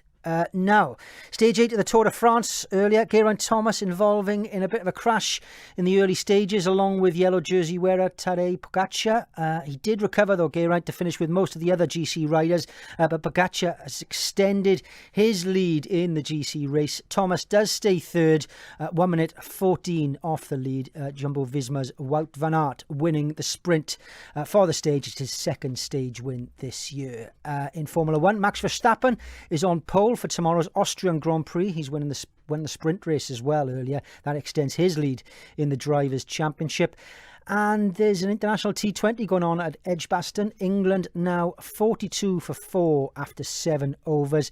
They are chasing India's 170. You can follow that on the BBC as well. Our concentration, though, is, of course, on international rugby. Wales taking on the world champions in Bloemfontein. If you're just joining us, it is 3-3 at half-time. It's been tetchy. It has been tense. It has been tight. There's not a lot in it as the strains of Toto and Africa coming out of the Free State Stadium. Richie Rees, I'm not going to ask you what you make of the soundtrack, but I am going to ask you what you think this second half will involve, because South Africa are clearly a fresh side. All those changes, 14 changes from the starting 15 last week, 19 out of the 23 have been changed, all fresh legs. Wales, a second week at altitude. Is it going to tell in this second half? Yeah, I think it could well do that, but that's why I think Wales need to be sensible in regards to conserving a little bit of energy, save a bit of fuel in the tank. They don't need to play any sort of rugby within their own half. They've seen the success they can have in the air over the last couple of weeks, and when the opportunity is there, then they can strike. Probably need to be a little bit more accurate from first phase on a couple of the starter plays, but the opportunity's there. It's 3-3 in Bloemfontein after 40 minutes, and I just think there's definitely an opportunity here, but they need to be wise with the amount of rugby they love to play. Ian, what do you make of South Africa? I mean, these changes, clearly, as Gareth Rhys-Owen was saying right at the start of the programme, these are high-class players who've really impressed in the URC, not to mention Pollard and Steph Dutoit, but they're not used to playing with each other, are they, clearly? Yeah, and that's showing a little bit, because they've started to build the game, their side. They're having a little bit more of the territory possession, and they're getting some gain lines, but they're looking a little bit ominous, but they're not being clinical. They're not converting the pressure into points. A couple of mistakes, line-outs 5 metres from the line, where they were so clinical last week. They've sort of missed a throw, and they've been Reffel turned over, and there's certain bits we frustrate them in that area as well. So for all the momentum that they seem to be building, they're not actually converting that. Now it's going to have to take something to break the deadlock of this game, and for Wales, the likes of Zammit last week, that he just latched on. He latched onto a ball and from 20-30 metres scored the try, and then the first try that we scored as well. And we need something like that to break the deadlock and light the game up, because it looked like from the first 10-15 minutes that we were in for an absolute belter, but then it seems to be it seems to be more of a sparring match at the minute. There's a man on Twitter called Russ Petty who's the go-to man when it comes to statistics, and I've stolen this one because slightly worrying. South Africa first half points against Wales since 2018, 3-3-9-9-3-3. South Africa second half points against Wales, 17, 8, 10, 14, 29. So we know what's coming in the second half. It's whether or not Wales can match them. Can they buck the trend? Gareth, can you give us a reminder actually of the Wales bench? Because Ian talking there about the freshness and what can be injected into this second half, because there's a new boy from Bodelwyddan as well that could make his debut. Yeah, that's Sam Wainwright, formerly of RGC, been with Saracens for a few years now, had very little game time for Saracens, a couple of substitute appearances for Saracens, a few starts in the Premiership Cup but he's untested at this level or the next level down. Is reasonably strong. We've already not lost, but Josh Adams has already entered the fray. So other than that, Anscombe and Thomas Williams, and then the other subs are pretty solid, because you're looking at Josh Navidi, Ali Wyn-Jones, who's now a British Lion, who surely will come on at some point in the near future, and then Dewi Lake, possibly the informed player in Wales right now. Yeah, and I think you compare that with, there's definite opportunities. The only thing that worries me about this with Welsh Bank is you take Dewi Lake out of it, there's not an awful lot of, you look at Sam Wainwright, Wyn-Jones, not a lot of movement there for, athleticism, if I can phrase it politely. And you look at the Malcolm Marks, Vincent Koch, the guys who came off the bench last weekend, Dean Forey, who's been absolutely outstanding in the back row for the Stormers this year. They've got a 6-2 split on the bench against South Africa, so they're telling us the way that they're going to probably try and end this last 20-30 minutes of the game. So Wales, we just need to be sensible, as we touched on, and try and conserve a bit of energy. Yeah, worth noting, Dion Fury, 35 years of age, set to make his international debut. Well, there we go. Ian, I mean, Richie, not convinced by some of the, I think, movement you said was the euphemism you used there. We should point out, by the way, if you're just joining us and you missed the early part of the game, Josh Adams not on the bench because he's on the field. Alex Cuthbert didn't last long in the match. No real idea what the problem was. Did seem to have some treatment early on. Didn't recover. Was clearly frustrated when he came off. Ian, that would be a blow, wouldn't it, for Alex, to say the least, because he'd worked so hard to get back into the side. And a blow for Pivac as well, not to have that option late on in the game. Yeah, and he started the game very well. He competed as the pre-match chats were going. His competition in the air and chasing kicks, and he was absolutely superb at it. Hardy was putting on the button, and he was getting up in the eye line, and he was forcing mistakes. So that first 15-16 minutes he was on the field, he didn't really put a foot wrong. So very frustrating for him. But this game is really in the balance now, and Wales have got to be, there's substitutions being made by the looks of it already on the South African side, and I think Wales have just got to be squeaky clean and not give any points away in this next sort of 10 minutes. Former England hooker Brian Moore saying the first half was one for the purists. Let's see what the second half has to bring. It is Wales 3, South Africa 3. Let's get that action with the former Wales internationals Richie Rees, Ian Goff, and your commentator Gareth Rees-Owen. Well, we've been discussing substitutes and benches. Well, South Africans have emptied their bench already. We've already noticed Malcolm Marks is on the field, substitute hooker, as his Vincent Koch.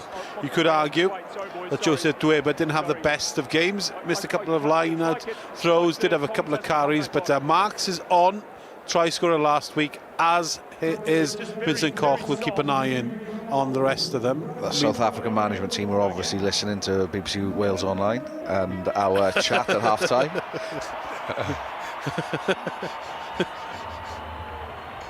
Koch. Yeah.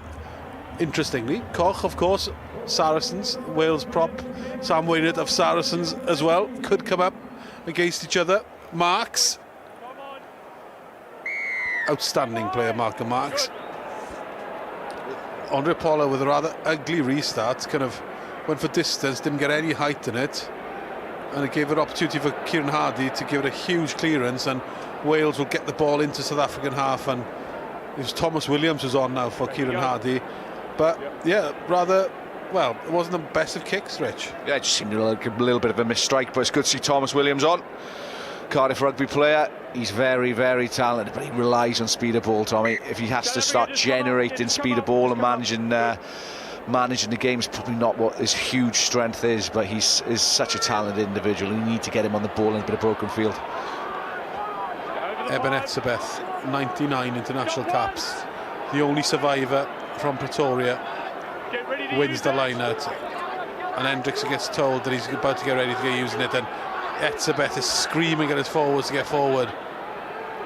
Oosthuizen once again used his first receiver, and Pollard just sits behind him and manages things, and Pollard now directs the forwards, 3-all on their own 10-yard line to take matters in their own hand, and I'm pretty sure Hendricks will take a box kick here.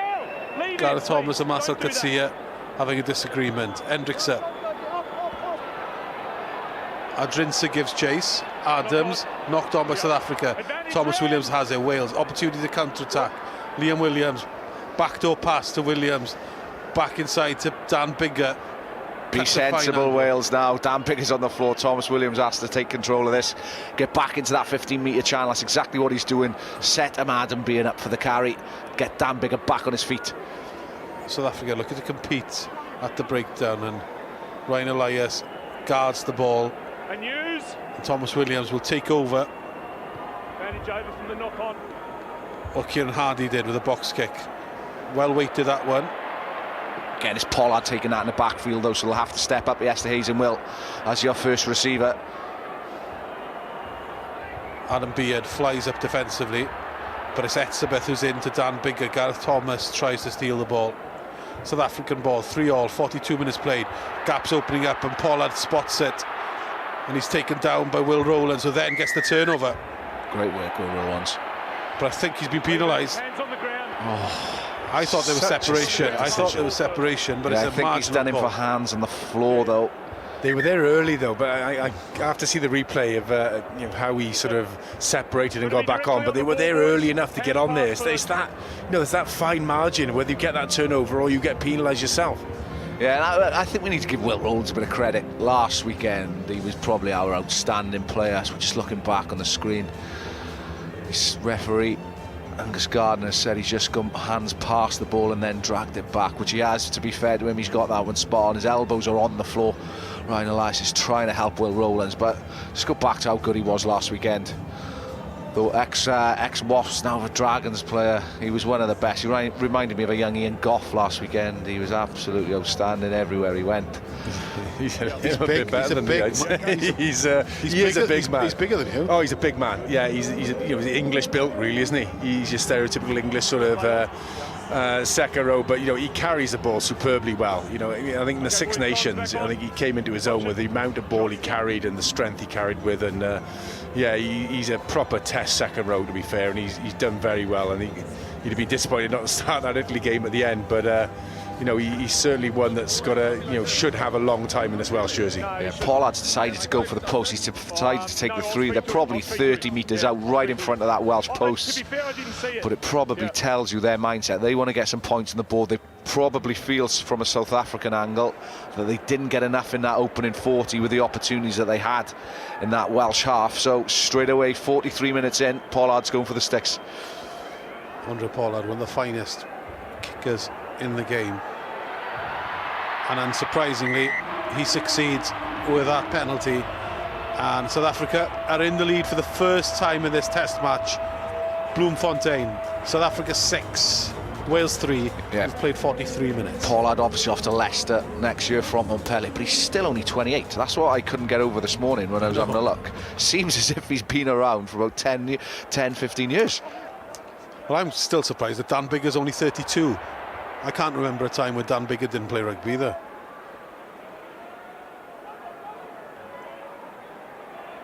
Koch with possession. South Africa. This game certainly is one for the purists. Number 1, reload up, good. Alex Cuthbert said pre-match that he was really looking forward to chasing some box kicks. They haven't retreated there. That South Africa, not a great kick from Hendricks. The 9 for South Africa. So the ball's gone up and down in the air. The forwards haven't retreated. It's a cheap, easy 3-point opportunity for Wales. I haven't been convinced by him, though. The South African 9, he just looks a bit nervous. A couple of decent kicks, but there is an awful lot of speed in his play, between contact, speed across the floor. He just looks a little bit nervous for me. No, what was the distance, the time-wise, between Wales having their first penalty in the first 30 seconds to South Africa scoring their second? Because it seems like the reversal now. South Africa scored, then all of a sudden, bang, within minutes, we're getting a penalty shot to get back at them. So again, it would put this game straight back into the deadlock. And what's going to break this game up, Rich? No, and these games are such fine margins. We saw that last weekend, and that's why your exits are such an underrated area of the game, but it's unbelievable. I think it's 50% of points come these days from when sides don't exit correctly, and that's a ridiculously massive margins. And how much time is spent in training on that sort of stuff. It's Dan Biggar just pushes that kick to the right of the sticks, unfortunately for Wales. Well, the boos might have put him off. That was kickable from Biggar. 6-3, 45 minutes in. That's one we needed on the board. Good. Pollard with the restart. Faletau catches. Bigger pumps it up. Okay, hold 7. Good now. Thomas Williams is after it. He's the first there. He's brushed aside by Andre Pollard. Old school handoff. He's carried well today, Pollard. He's had 3-4 opportunities where he's gone at the line, carried through, and he's won the initial collision. Malcolm Marks, the substitute. Ryan Elias on the wrong side, but he does well to get himself out of the way. Okay, Hendrickson, please. Good. With a box kick. I've been saying that quite a lot this afternoon. Liam Williams gathers, then backdoor pass to Zammit, and Lewis Rees-Zammit knocked it on, and Welsh players suggested might not have gone knock on, but really should Wales be doing that? The first contact definitely went forward off Rees-Zammit's hand there, but it's just, you need to do it out the back, as you just touched on, Gat. Let's not get it scrappy. It's exactly what South Africa want. A broken, unstructured game. Let's go push straight back in the air. Thomas Williams, Dan Biggar, two very good kickers of the ball. Yeah, he's done well to Ole. You know, he's got out of the way of the initial bull charge, and it worked earlier on in the game when he did it. But you've got to be so precise with that skill set, haven't you? Because you're putting the pressure straight back on yourselves in a different area, and it's just, you know, if you're a tired forward, you know, that's grafted away, and you see something like that, it drops your shoulders. So you after missing a kick and then doing something like that, it just sort of not demoralises you, but it just puts that little bit of doubt into you, where you want to nail big moments rather than give things away. Crouch.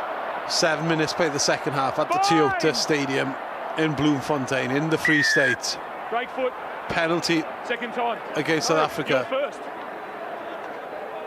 100%. He took the lead off you. I asked for the break foot on. It's Malcolm Marks who's penalised there. He's not happy with his response, Malcolm Marks as well. Malcolm Marks, the referee Angus Gardner, was saying they went first, South Africa, but penalty Wales. Biggar went for the banana kick Hey, Malcolm, because there wasn't much of an angle. Let's just see what he says here. It's your ball. It's your ball, and I saw yours go back first, okay? I understand what you're saying, though, okay? So it's penalised against a high foot, is it? Well, Grant Williams is on. Big moment for him. Substitute scrum half. Oh no, it's Dion Fury, actually. Fury, even bigger moment for him. 35 years old. Oldest man to make a Springbok debut. Gives us all hope. There's Dion Fury. You're definitely older than 35, guy. Yes, I am. But I've probably got better knees than him. Anyway, Wales on the attack. Liam Williams on a charge. Jesse Creel.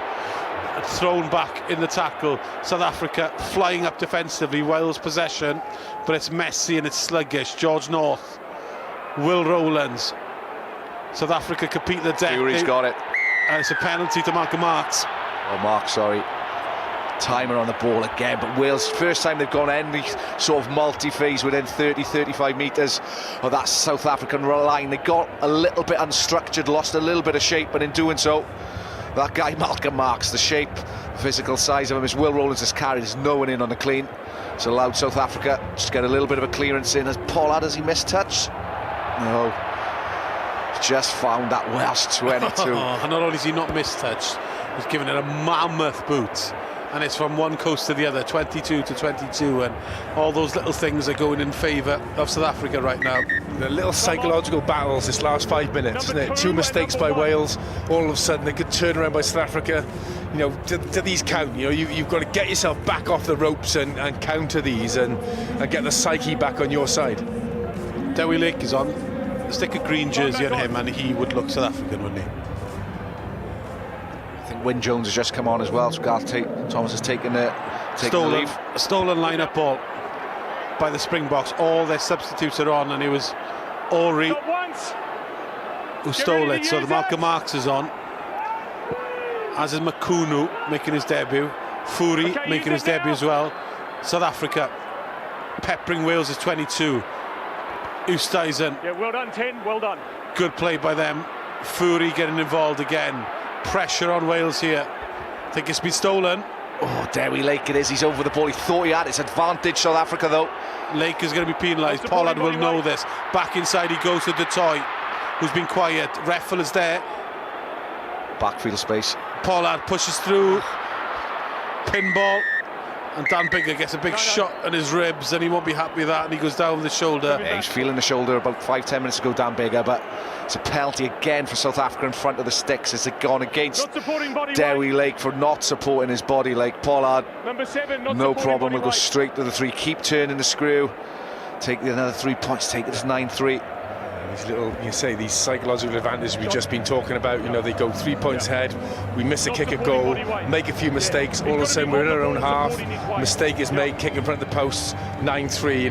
That when you're talking about breaking a deadlock, these are the little, it's nothing huge that's doing it, but it's the little cracks that are appearing and being exploited. Yes, momentum is such a big thing in the games. It's where, if you haven't got momentum, how do you get it back off teams? If you've got it, how do you keep it?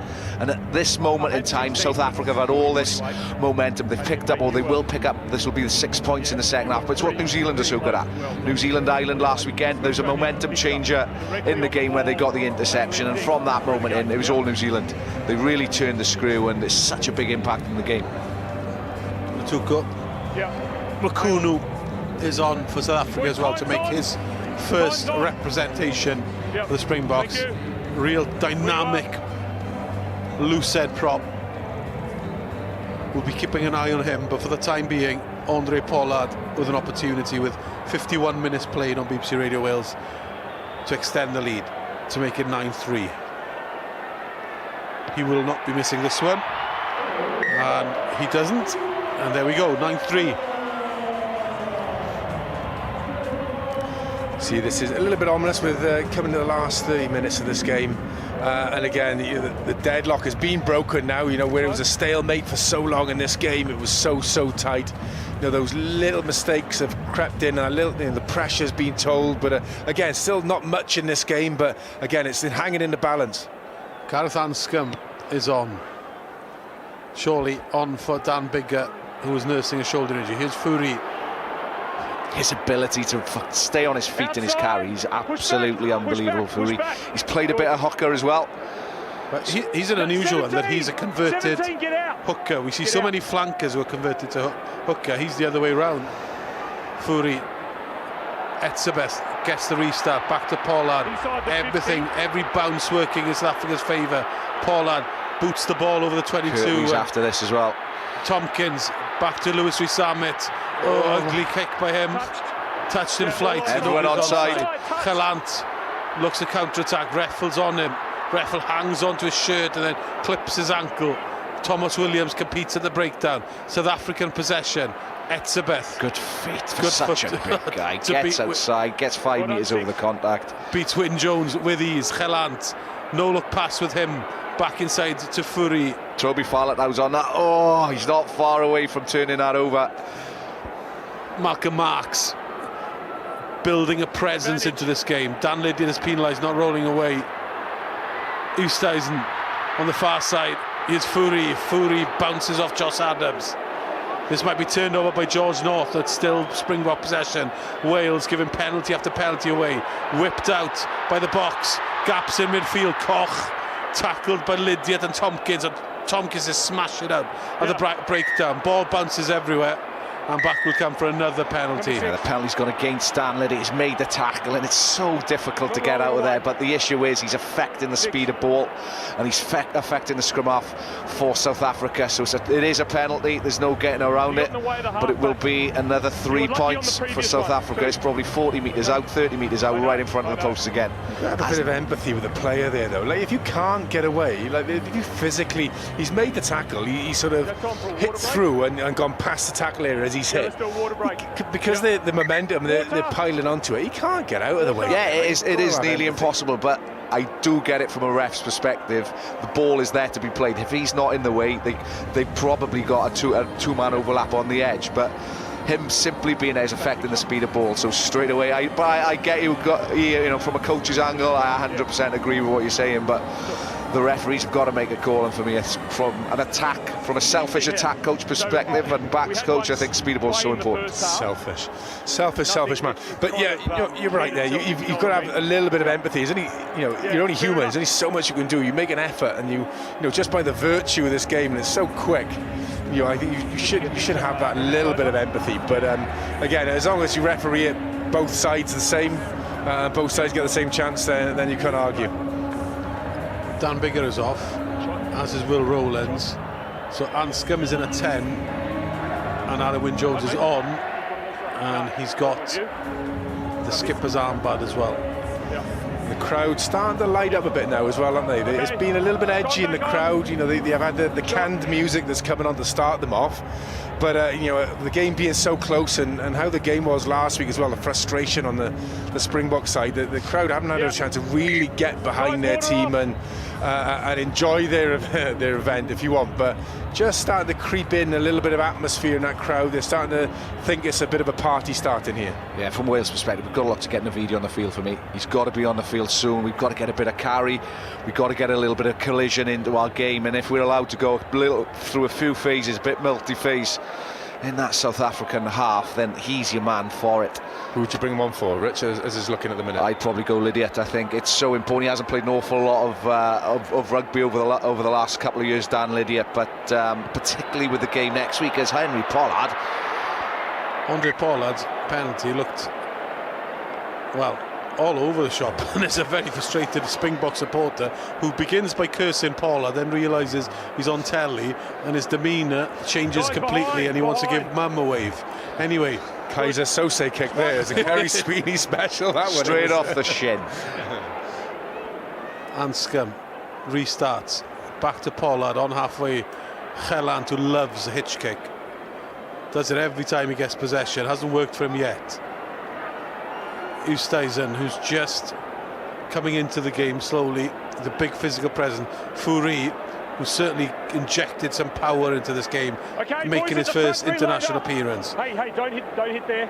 Reload up, please, 5. Good. Hendrickse with a box kick. Anscombe doesn't get anywhere near it. Taken by Fassi. Hendrickse looks blind but goes open. Pollard. George flies up, but it creates the overlap to Toy. He's got Adrinsa inside him. Adrinsa, this man's got gas. Josh Adams tackles him in their own 22 of Wales. Ball bounces out. It's been stolen. It's got to be a penalty against Alan Wynne. He's going in the bin. Yeah. So Alan Wynne-Jones the penalty. After the line break, yep. No, it was cleared from 19. No, Alan Wynne-Jones has been yellow carded. Josh Adams is screaming at the ref saying he didn't do anything. He wants to see a TMO. Yeah. Off you go, thank you. Off you go, thank you. Alan Wynne-Jones screaming, I didn't touch it. I didn't touch him. I didn't touch him. But Richie, you said immediately that's a yellow card. Yeah, if he hasn't touched it, Piardi, the assistant referee on the far side, has come on the field and he's spoken to Angus Gardner and he's told him to check it, but he say Alan Wynne-Jones, I'm just looking at him now, he is not happy, man. He's swearing he didn't touch it unless it's come off a knee, but his hand action, oh, it has. It's come off a knee. Alan Wynne has not touched that ball. But has he come on to the ruck from the right area? Well, I think he gave the penalty away for hands in the ruck the referee, Angus Gardner. But it's a South Africa line on the Welsh 5-metre line. Second weekend in a row, Alan Wynne-Jones is in the bin, and South Africa smell blood. And once again, they go to the rolling maul. And deja vu seems oh so real for Wales. It's Malcolm Marx who's there. Rolling maul collapses. Hendrickse looks right, goes left. Wild pass gathered by Gelant. Gelant against Louis Rees-Zammit. Gelant goes to send Louis Rees-Zammit. One-handed pass. Terrible pass. Oh, but we hung off him. I thought we were going to walk him in for a try there at one point. I thought, someone please tackle him. Offside. George North is penalised. I'm sure we'll be discussing that Alan Wynne-Jones yellow card for a long time. Well, last week I didn't even know. I still don't know why he got sent off last week. I couldn't get a replay at the time, and he was only on probably 10 minutes last week before he got sim in. But he's probably on less than 6 minutes now in this next one, and that's you know, if he wouldn't go to the TMO, if he wouldn't go to the and it is a discrepancy that could have been taken up there, then that could change the game when it shouldn't have. We were talking earlier on 13 and 3. The penalty's gone against George North, and I was just going to mention, if we talked earlier around the amount of times last weekend up until 60 minutes, both 13s had seen the ball, but I don't think we've mentioned George North in attack so far this game at all. We're 58 minutes in, there's been a couple of penalties against him. for offside, but it goes to show the way that Wales are playing. They're not having the ball in attack, and whenever they've got it, they go into the air. Andre Pollard succeeds with that penalty. Wales down to 14 men. They trail by 12 points to 3 as we approach the final quarter in Bloemfontein. And Alun Wyn Jones is annoyed, frustrated, and turns and walks into the dressing room. But he will return shortly, there's no doubt about that. This is going to be a tough 10 minutes for Wales. They've just stretched the lead, a man down. We've really got to hold this together. So it was Dan Lydiate who conversed with the referee because he was the standing captain, but he's off the field now, and Josh Navidi's on for him. So presumably, looking that side, Adam Beard, who seems responsibility, or even Josh Navidi having come on himself. Yeah, probably Beard. I think Beard's a line-out caller, so he'll probably just stand in and take responsibility for the next 10 minutes. But it's a big 10 minutes, as Goffey just referenced. South Africa really want to try and turn the screw now, but Wales, we just need to hang on. Still only 12-3, 59 minutes in as the clock ticks to 60. Ruan Nortje is on to make his international bow. Quick line-out taken by Wales, not straight though. And that line-out was fed immediately from Dewi Lake to Wyn Jones. And how that wasn't straight, I have no idea, because it was an old-school quick one.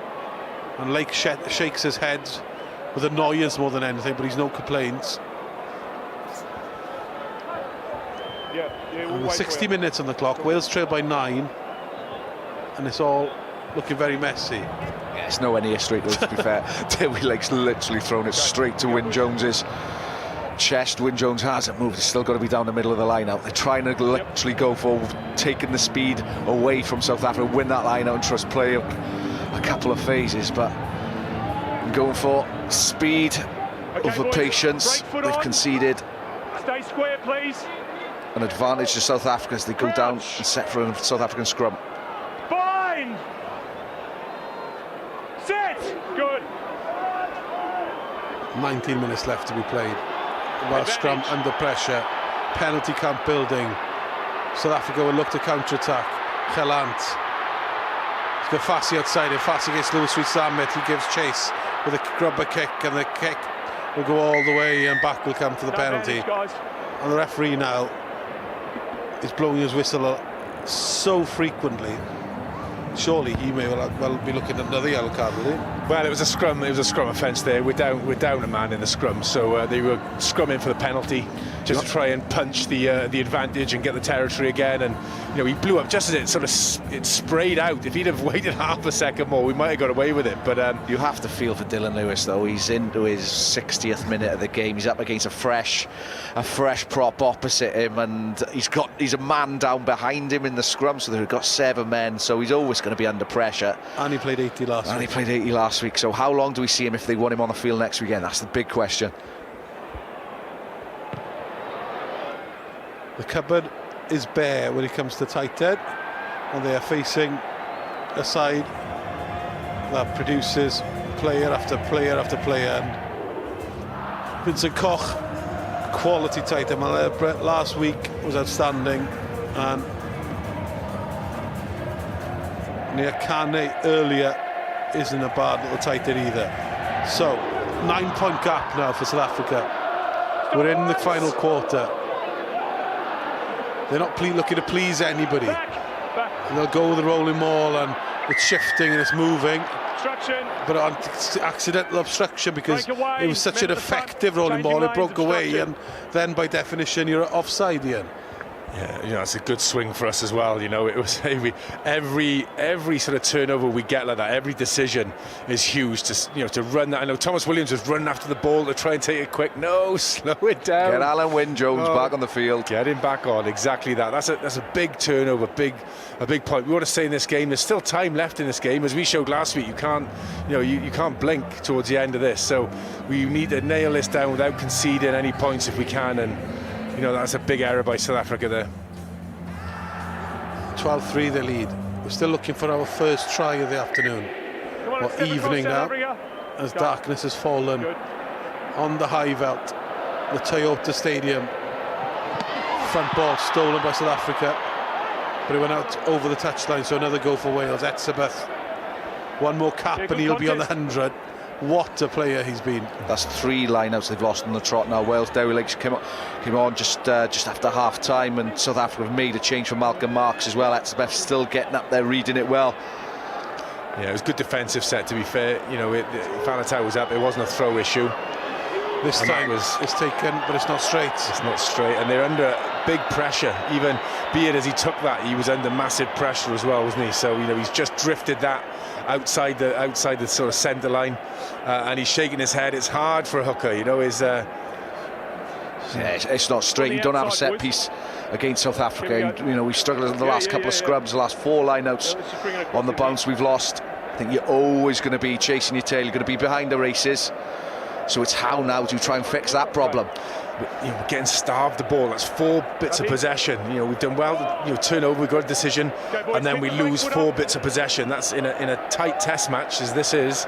You know, that's crucial. Yeah, Tompkins now goes on the flank to give Wyn Jones a little bit of weight behind him, but it's what that means now in that backfield for Wales. What does that look like? Where's the space going to be? There's opportunities for the 50-22 with Pollard's left foot. Okay, Here comes a second shove. Here it comes. Okay. Use it now, please. Referee thinks, I've had enough of this, so he tells them to get rid of it. Now, South Africa have an extra man defensively. Arendse off his blindside wing. We haven't seen much of him. Penalty to Wales. It's Reffel again. Again, it's Reffel. That's a great tackle by George North as well. I think in marshalling, we're down a man as well there, and I thought, right, they get outside the edge of us here, and we're struggling. But that's a big turnover again. Every turnover there, every change of possession, that whittles down a minute or 2 for Alan Wyn-Simbinen. Yeah, let's do a water break. Playing outside centre, you know, many claim it's the hardest position defensively to play in rugby. George North, okay, we haven't seen him ball in hand, but to my amateur mind, he seems to be coping all right defensively there, does he?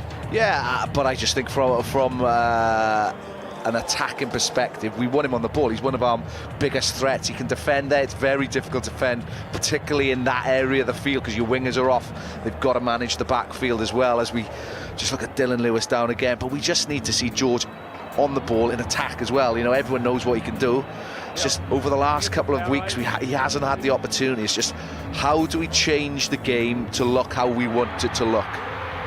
It's trying to get him on that front foot as well. It's trying to get that couple of gain line, you know, sort of carries to all of a sudden put him on, you know, put him in flat on the front foot. Dylan Lewis receiving treatment, and Sam Wainwright is ready to come on. Big moment for him. Now, I'm not suggesting in any way that Dylan Lewis is anything other but injured, but if he's not even, he deserves a little 5-minute puff and a break anyway, doesn't he? But what a place to make your international debut for Sam Wainwright. Just a handful of professional appearances. Makes his first international appearance for his nation in South Africa in Bloemfontein against South Africa. Dylan Lewis leaves the field holding his elbow, so fingers crossed that isn't too bad. But I mean, yeah, if that's a long-term injury, Wales will be headed to Cape Town with Sam Wainwright and Harry O'Connor as their tight end options. Booing again in Bloemfontein. Wales have everything to fight against, and Anscombe goes for the penalty, and he's good with the penalty. So this is a 1-score game now then. 14 minutes left, 12 points to 6, the lead for South Africa. You know, in this game, if the kick, I know Pollard's missed as well, but you know, Biggs' kicks have gone over. It's 12-all with you know, in the closing section of this game. But you know, we're within a score now, so that's you know, it's exactly where we want to be. Get Alan Wyn back on the pitch, and let's see what we can conjure. He is back on, so it was 3-all during those 10 minutes. This game is not dead yet. Okay, use it now. No, back. it's a stupid penalty to give away from Etzebeth. He's trying to pressurise Thomas Williams at the base, but just allow him to have the ball, kick pressure on him. The referee, Angus Gardner, was shouting at him. But more than that, when the referee tells you no, back, to continually ignore him is just a pointless, futile exercise, isn't it? I think he'd already jumped the gun, hadn't he? He'd already sort of, he was on the B of the bang, virtually. He was off the mark, and right, no, I'm off now. I'm gone. I can't retreat. Sam Wainwright is on then. What a moment for the young man from Saracens. This is a huge line-out call. You know, again, we've lost the last 3 or 4 line-outs. This is a huge call. Sam Wainwright making his international debut in what is one of the hardest places to play international rugby. What a test for this young man from North Wales. Damien Valemsa is on for Fassi. Valemsa slotted in quite nicely at fly half last weekend. Yeah, he did well when he came on last weekend. Dual receiver. Valemsa with big line out here though for Wales. Adam Beard in the middle. I think he was disrupted there by Etzebeth, but we'll play on.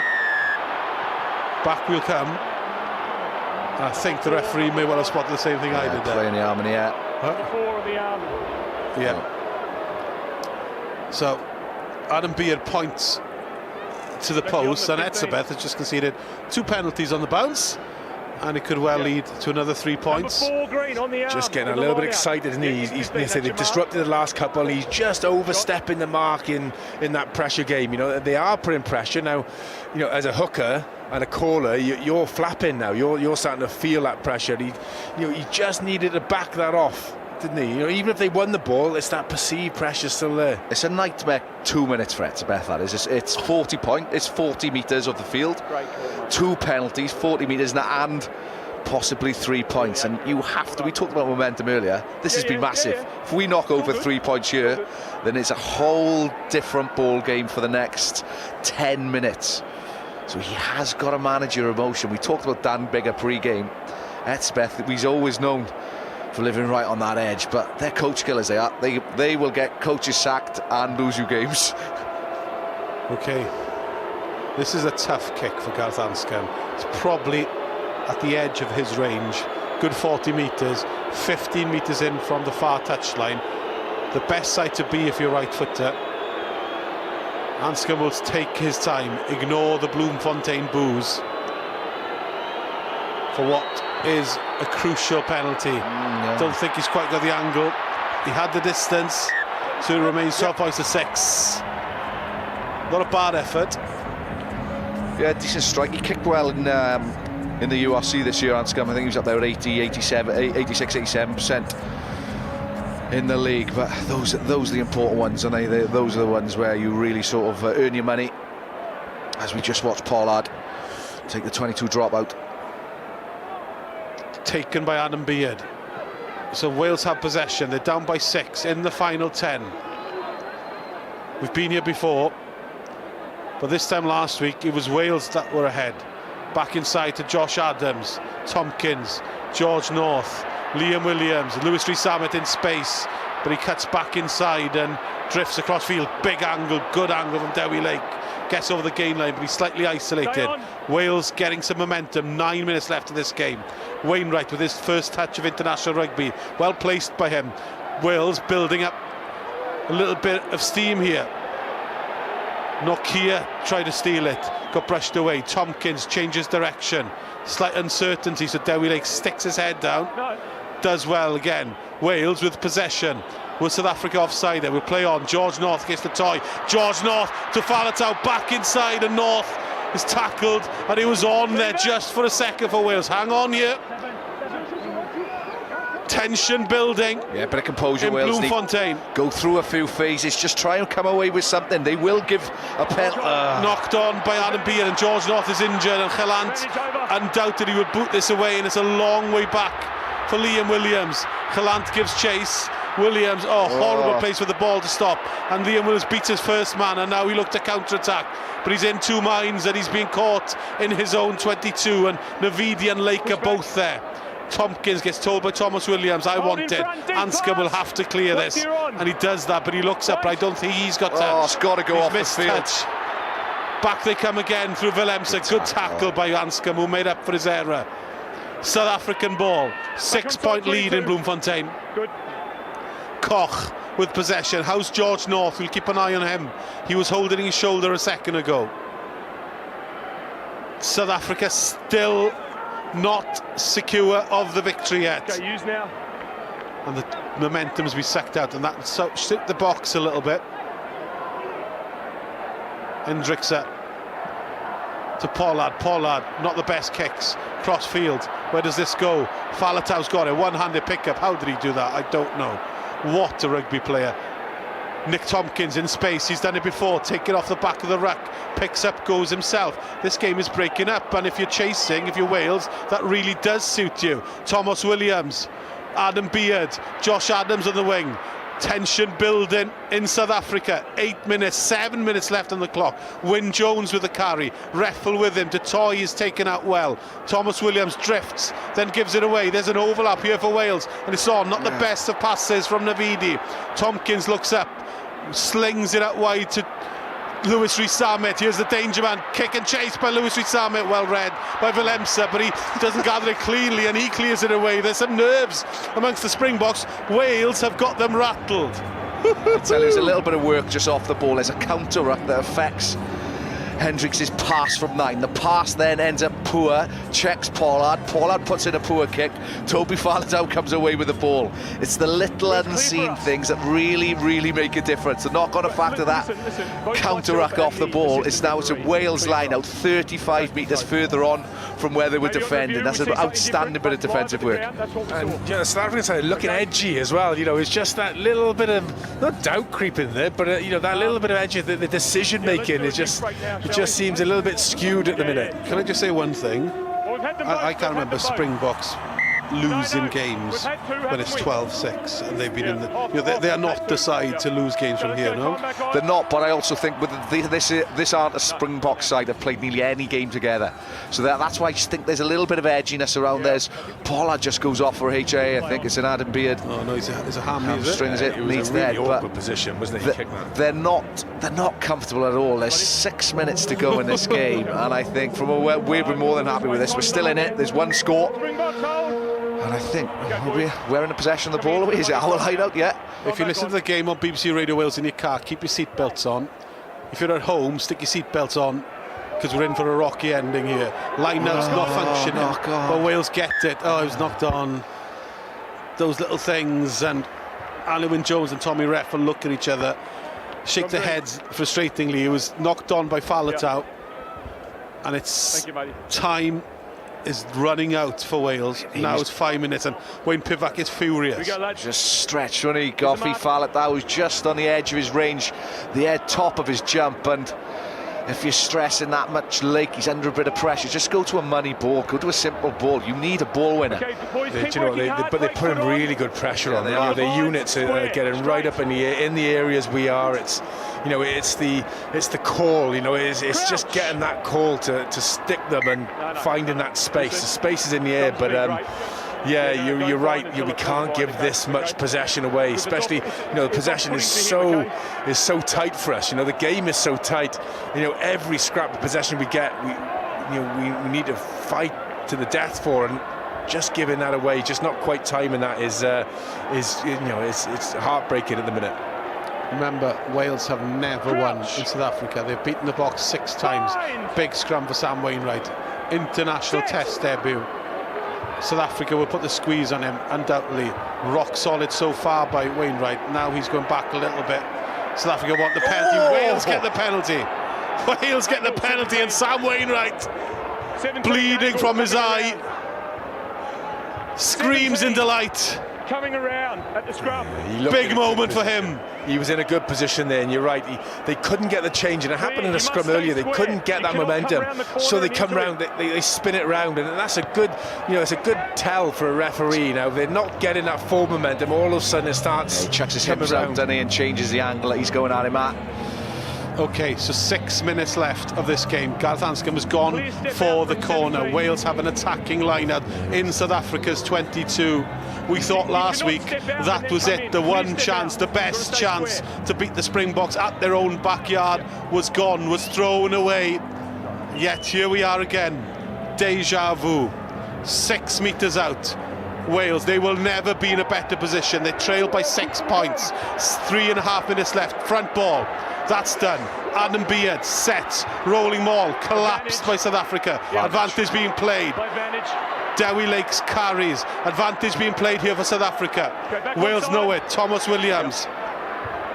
Slow ball. Ali Wyn-Jones carries. First receiver. Reffel at scrum half. Takes it himself. Supported by Faletau. 3 minutes left of this game. Wales can try and do something here because they have an advantage, Richie. Yeah, I'd take the penalty though. I'd put it straight back in the corner. Josh Navidi peels off the back of the line out. Faletau. Advantage being played. Another penalty, this time is to Toy. Wales creeping ever closer, having never won in South Africa. Will they get an opportunity this good? Navidi, Williams, back across field, looped pass out to Josh Adams. Adams there! Josh Adams in Bloemfontein. The finish was needed. He gave the finish. What an outstanding try for Wales. And now with 2.5 minutes left, it's all down to Gareth Anscombe and the conversion. Job done by the forwards. The finish by the winger.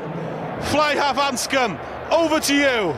We had the second advantage from Pieter-Steph du Toit being offside. They've done a little run-around play. Josh Navidi just lifts it to Thomas Williams. They go straight to width through a long pass from Anscombe, and it's Josh Adams in the corner, but he is on the touchline. This kick for Gareth Anscombe to hopefully win the game for Wales. He's got memories of Bilbao, Cardiff Blues against Gloucester in that final. It's in exactly the same position. Far touchline. 90 seconds left on the clock. Gareth Anscombe, over to you. Gareth Anscombe. The history books are against him. The angle is against him. But there surely is a conversion to win a game in South Africa for Wales. Anscombe takes his time, strikes it well. It's there! Gareth Anscombe with the conversion.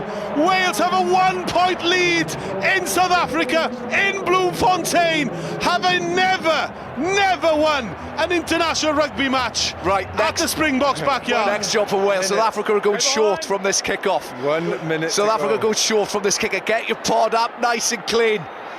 John spills it, knocked on, turned over. Scrum for South Africa. The worst possible outcome. And what do scrums lead to normally, Ian? Well, this is going to be a second shot. Well, they've got an opportunity to power scrum here, haven't they? And the last scrum was fantastic. We got the penalty from the last scrum, but oh my word, everything is balancing on this now. We talked about it earlier. Exits off kickoffs. It's so important. I was trying to reference it. They were always going to go short. It was a tough kick to defend. They needed to get the ball back. They did it on top of George North. There's 16 seconds left on the clock. The clock started going again. We're down to the last 10 seconds. Surely this can't repeat. Surely the history can't repeat itself from last week. Angus Gardner, it's over to you. The referee will appreciate the pressure that's on him now. The clock has turned red. The hooter has sounded. South Africa scrum. The supporters can barely look at the play. We know what's coming here. Big job for Sam Wainwright and the rest of the Wales 8. Scrum solid so far. Here comes the second shove. Angles are good from South Africa. Now Wales buckle. Now they hit the ground. Referee says play on. Perfect result for Wales. Big carry from Oosthuizen. No penalties is the call here. There's a stray body on the floor, but we're playing on for the time being. Willemse.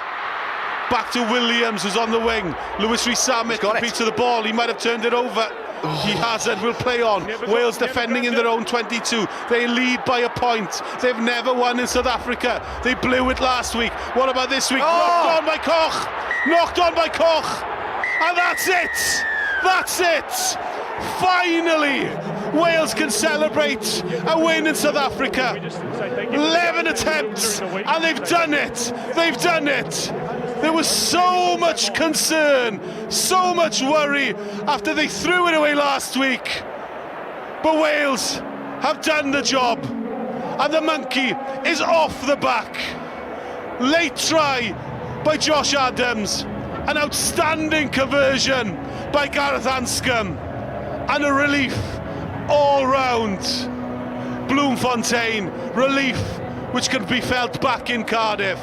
Wales have won in South Africa, and boy does that feel good. What a victory, Wales, based along defence. I think that last 20 minutes of the game, South Africa completely lost the plot. They'd lost all momentum. They couldn't get themselves in the game. Wales didn't have a set piece.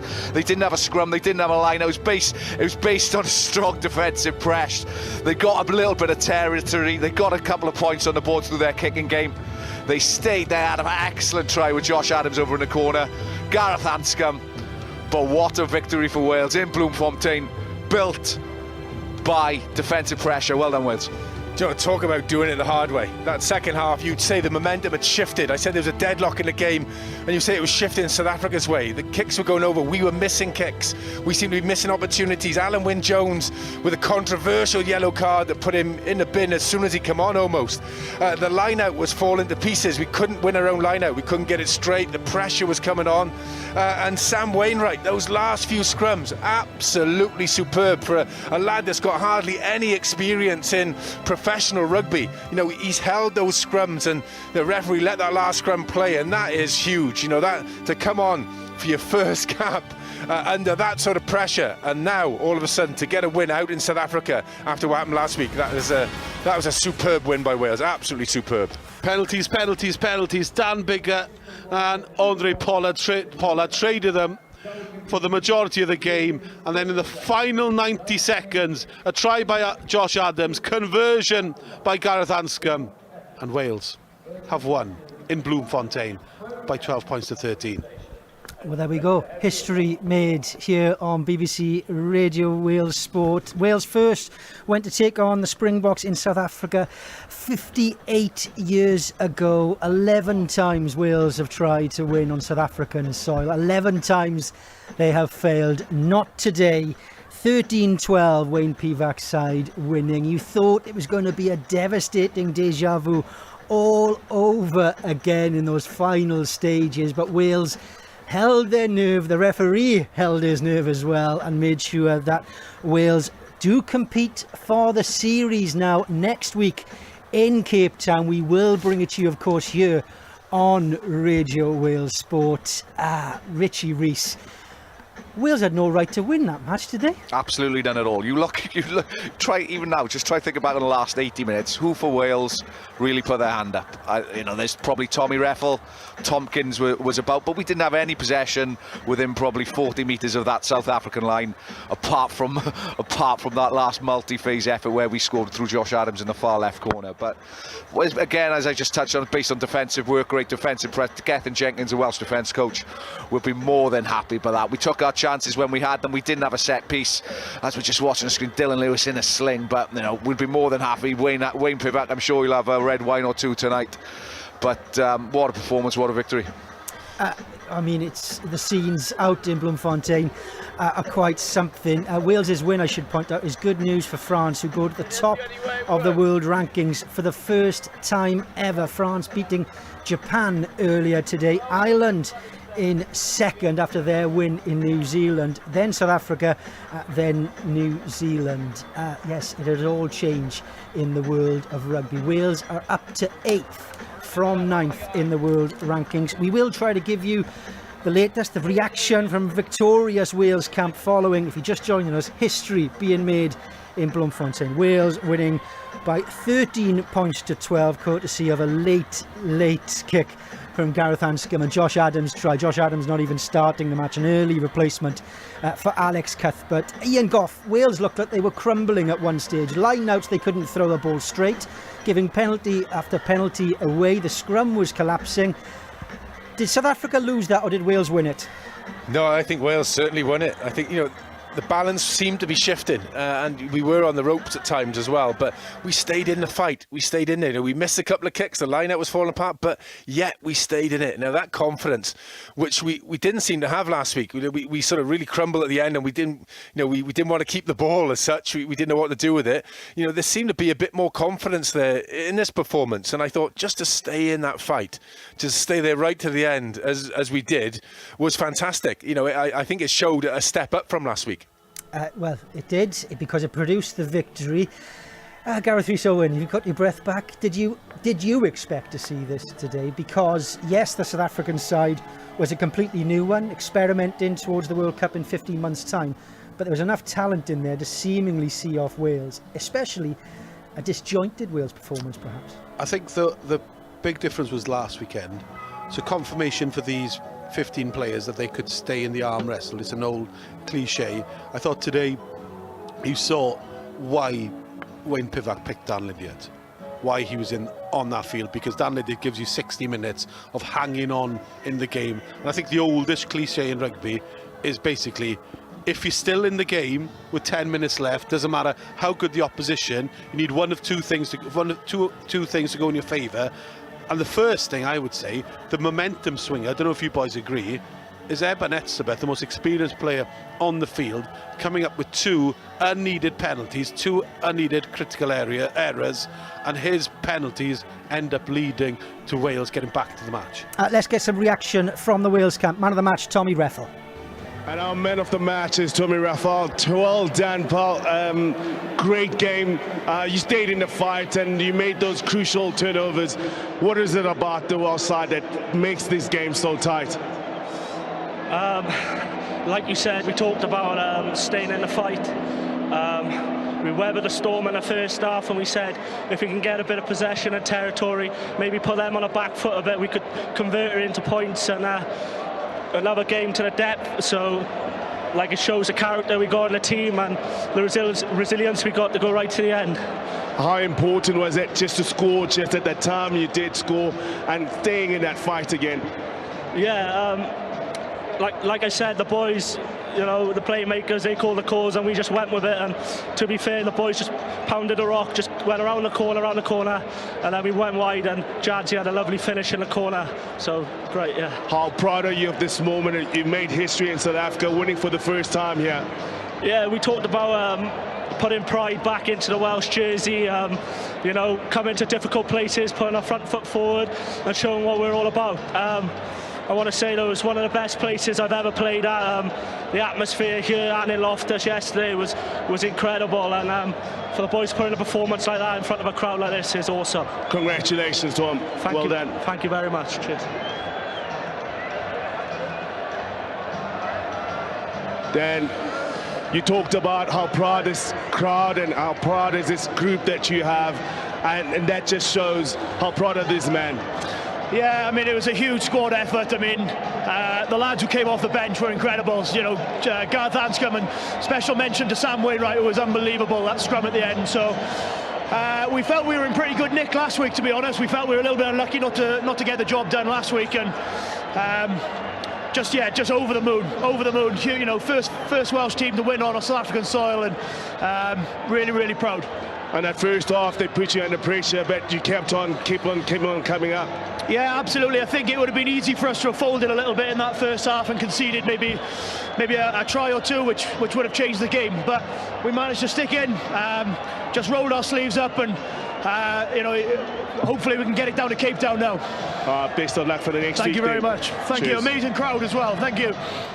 Wales captain Dan Biggar there giving his reaction to Wales' 13 points to 12 victory over the Springboks, the first time Wales have won in South Africa. Tommy Reffell, well, I'm sound tired just listening to him talk, absolutely exhausted. They kept on, as I said, Richie Rees, pounding the rock though. They kept on going, and as Gareth Rhys-Owen was alluding to earlier, this was a boxing match, they won in the championship rounds, didn't they? They were still there fighting at the end, and that's how they got this victory. Yeah, undoubtedly so. It's pointless trying to go double top on every play, because otherwise you're going to lose by 20, 30 points, and it's exactly what was referenced back by Tommy Reffell. But I think he was outstanding today. He was outstanding last week as well. His work over the ball, but some of his unseen efforts as well, some of the stuff back defensively to put a little bit of inside line speed, inside pressure on their first receiver to make them play early. You know, these sorts of things which a lot of people wouldn't pick up. He's outstanding, and I like the work ethic. I like the fact that you know, he thanked the crowd at the end and how good it was a stadium to play at. But for me, definitely at the minute, Tommy Reffell's been Wales' player of the tour. Of course, this comes after all the talk about the Springbok team selection. Gareth Edwards saying it would devalue the test match. Ian Goff, does anyone care? Wales have won in South Africa for the first time. Does it matter that it's against a side that some are calling the Springboks B? No, not at all. You know, I think that was a very competent side that they put out there as well, and it was a very tough, tight test match. And you know, I'm just really chuffed that Wales have backed up a performance last week, although we let it slip and we could have done something. You know, we've backed it up. You know, sometimes it's hard to do when you're on a tour like this, but it was a fantastic effort from that, say, the squad, as Dan Biggar said, a fantastic effort from the squad, and we're going to be held together by bits of tape at the minute as well, because you know, there's a lot of players that went off injured today, but you know, that is a fantastic effort to back that performance up from Loftus last week and come away with that win this week. For me personally, it's not devaluing or disrespecting Wales, but I think this is the risk you take by changing your side. You know, for Wales now, this will transform Wales for the rest of time travelling to South Africa, because no longer will the pressure be on them in the final 10 minutes when they can't force a win, because they know they can win in South Africa. Wales at home is going to be much harder against Italy in 2 years' time, because Italy won last time. They will arrive in Cardiff in 2 years' time knowing they can win, and then next week Wales will know they can win, and that completely transforms the mentality of a team, doesn't it? And I think ultimately, look, you can't control it. You can't control what side South Africa are going to pick. Yes, that side was 14 new changes, but ultimately Wales' training in the week would have looked exactly the same as what it had if they were playing against that first South Africa team. And if I was a betting man, I'd bet South Africa are going to go full hit again next weekend, so they'll roll it back to their first week with a couple swapped in. But for Wales, on the history books, on the record books, you'll say winning Bloemfontein for the first time in whatever it was, Chris. And I think that's such a tap on the back to the players that played today, the likes of Dylan Lewis that was hanging on, Tommy Reffell, we've already mentioned him, and Nick Tompkins. You know, these sorts of guys, they're not your X-Factor players, but the work that they do is fundamental to what this Welsh side has to be about leading into the World Cup. It'll go in the record books. It'll also go a big tick against Wayne Pivac's name, Ian Goff. He was under pressure again a little bit. It would have been 5 defeats in a row if they hadn't pulled that out of the bag. What does it do for him, his reputation, his security, I guess, going into the World Cup year? Yeah, he was massively under pressure, if we're honest, after the Italy game in the Six Nations. You know, to come away on a tour like this, a 3-test series, the first 2 at altitude, you know, he must have been sweating over his red wine, as Richie said he might be enjoying tonight. But yeah, he was very much under pressure. But the big thing, you know, because we were written off. Everyone's written him off. Maybe even family members, as Richie said, probably didn't really give us that much of a chance. But to put the 2 performances and to stay in touch, to take the games to the wire as they are, to be as competitive as we've been, is huge, because we were all expecting 15-20 points maybe. But you know, he's turned the opinion round, and that squad has turned the opinion round, and going into this final test, they say they're not going to be, let's say, worried. You're in for a huge test match next week, but you can go in with that little bit of confidence that you have won in South Africa. You have put 2 performances together. We've had the reaction from the Wales camp following this victory this afternoon. Let's get the reaction from the Springbok camp, South African captain Andre Pollard. Commiseration, Andre, but we should be proud of that bunch of players. They really came out to just could not convert in that first half. Yeah, man, I thought the guys, especially the new guys, stepped up and embraced all the pressure in the week. They really embraced it. They delivered tonight. I think discipline cost us a little bit second half, and not converting those opportunities in the first half was crucial. But we created a lot, which is a positive we can take forward. But geez, the discipline's still very disappointing, What would you say you've learned as this group about what it means to win a test match? I think the boys saw tonight it's the smallest of margins, but you got to be on it for 80 minutes. You let up for 2 minutes or a couple of phases, and a quality side like Wales will get in, they'll get penalties and they'll get points. So lots of lessons to learn for us as a group, especially this group. But yeah, we'll get stuck into it and get ready for next week. Cape Town next weekend, you must be looking forward to that. Just get back on the horse. Yeah, it's going to be a big challenge. It's going to be a big week for us. We'll prepare well. We'll come out blazing. We're a proud bunch of guys, and the Springbok means a lot to us. So we'll have to come back next week and fight. Unlucky for this evening. Thank you. Andre Pollard there giving his reaction as Wales win in Bloemfontein. It's all set up for next week in Cape Town. Last few words here on Radio Wales Sport with our two former Wales internationals, Gareth Rhys-Owen, our commentator. Richie Rhys, in all the drama at the end, we should pay tribute to Gareth Anscombe, someone you know well, someone who's had a nightmare time with injuries, but is really back on the international stage now. Yeah, he hasn't had an awful lot of game time, but I like the fact that Dan Biggar name dropped him then in his post-match interview. He said fair play to Gareth when he came on, he kicked the kick. He thrives off pressure though, Gar. He thrives off pressure on those big moments in those big games. The majority of the time he delivers, you know, and it's be interesting to see who Wayne Pivac goes with next week at 10, because Biggar's played a lot of rugby this year, and does he roll the dice a bit and say, look, we've picked up a victory, or is he going to really try and turn the screw and try and get that Test series win? But yeah, he does the simple things very well. Gareth Anscombe, his nickname's Chicken, so he does simple things very well consistently, and that's what the top end players do, you know. And fair play to him, credit to him. He got the kick when it mattered. Ian Goff, it sounds like Richie Rhys is posing a question. Does Dan Biggar make way for Gareth Anscombe next week? In fact, where would you make changes? You'd expect that Dylan Lewis won't be featuring next week if you look at the state of him at the end of that game, his arm in a sling.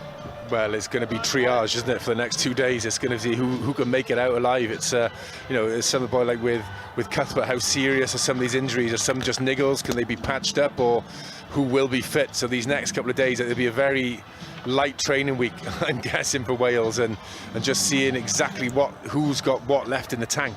So huge, from the managerial, the background, the physios, the masseuses, everyone, in charge of making sure these players are as fresh as possibly can be, to get them in some sort of shape to come out next week. So it's there could be changes, but again, until the medical assessments are done on these, they know exactly whose tank is full enough, then we won't know. So we'll have to look avidly at the press and the reports coming out of the camp to see what's going to go on. Yeah, you can follow it all here on BBC Radio Wales. There'll be Scrum 5 podcasts as well you can tune into to get reaction. And we're looking ahead to that team selection that will come on Thursday. Richie, I mean, injuries aside, would you make many changes? Did anyone put their hand up there coming off the bench? I mean, Josh Navidi, really impressed late on, but as Gareth Rhys-Owen was saying, Dan Lydiate impressive to start with. Yeah, he was, but the question, how much can he back it up? Navs is fresh. The likes of Chicken, Gareth Anscombe, Thomas Williams, these sorts of guys, Josh Adams, when he come on, does Wayne Pivac very much going to be a mentality? Look, are we going to try and get the victory and the first time ever series win in South Africa, or are we just going to try and just widen the depth of this squad leading into the World Cup? So it's been an interesting decision to make from Stephen Jones, Wayne Pivac, Ethan Jenkins, the rest of the coaching staff, which I'm sure they'll start discussing tonight.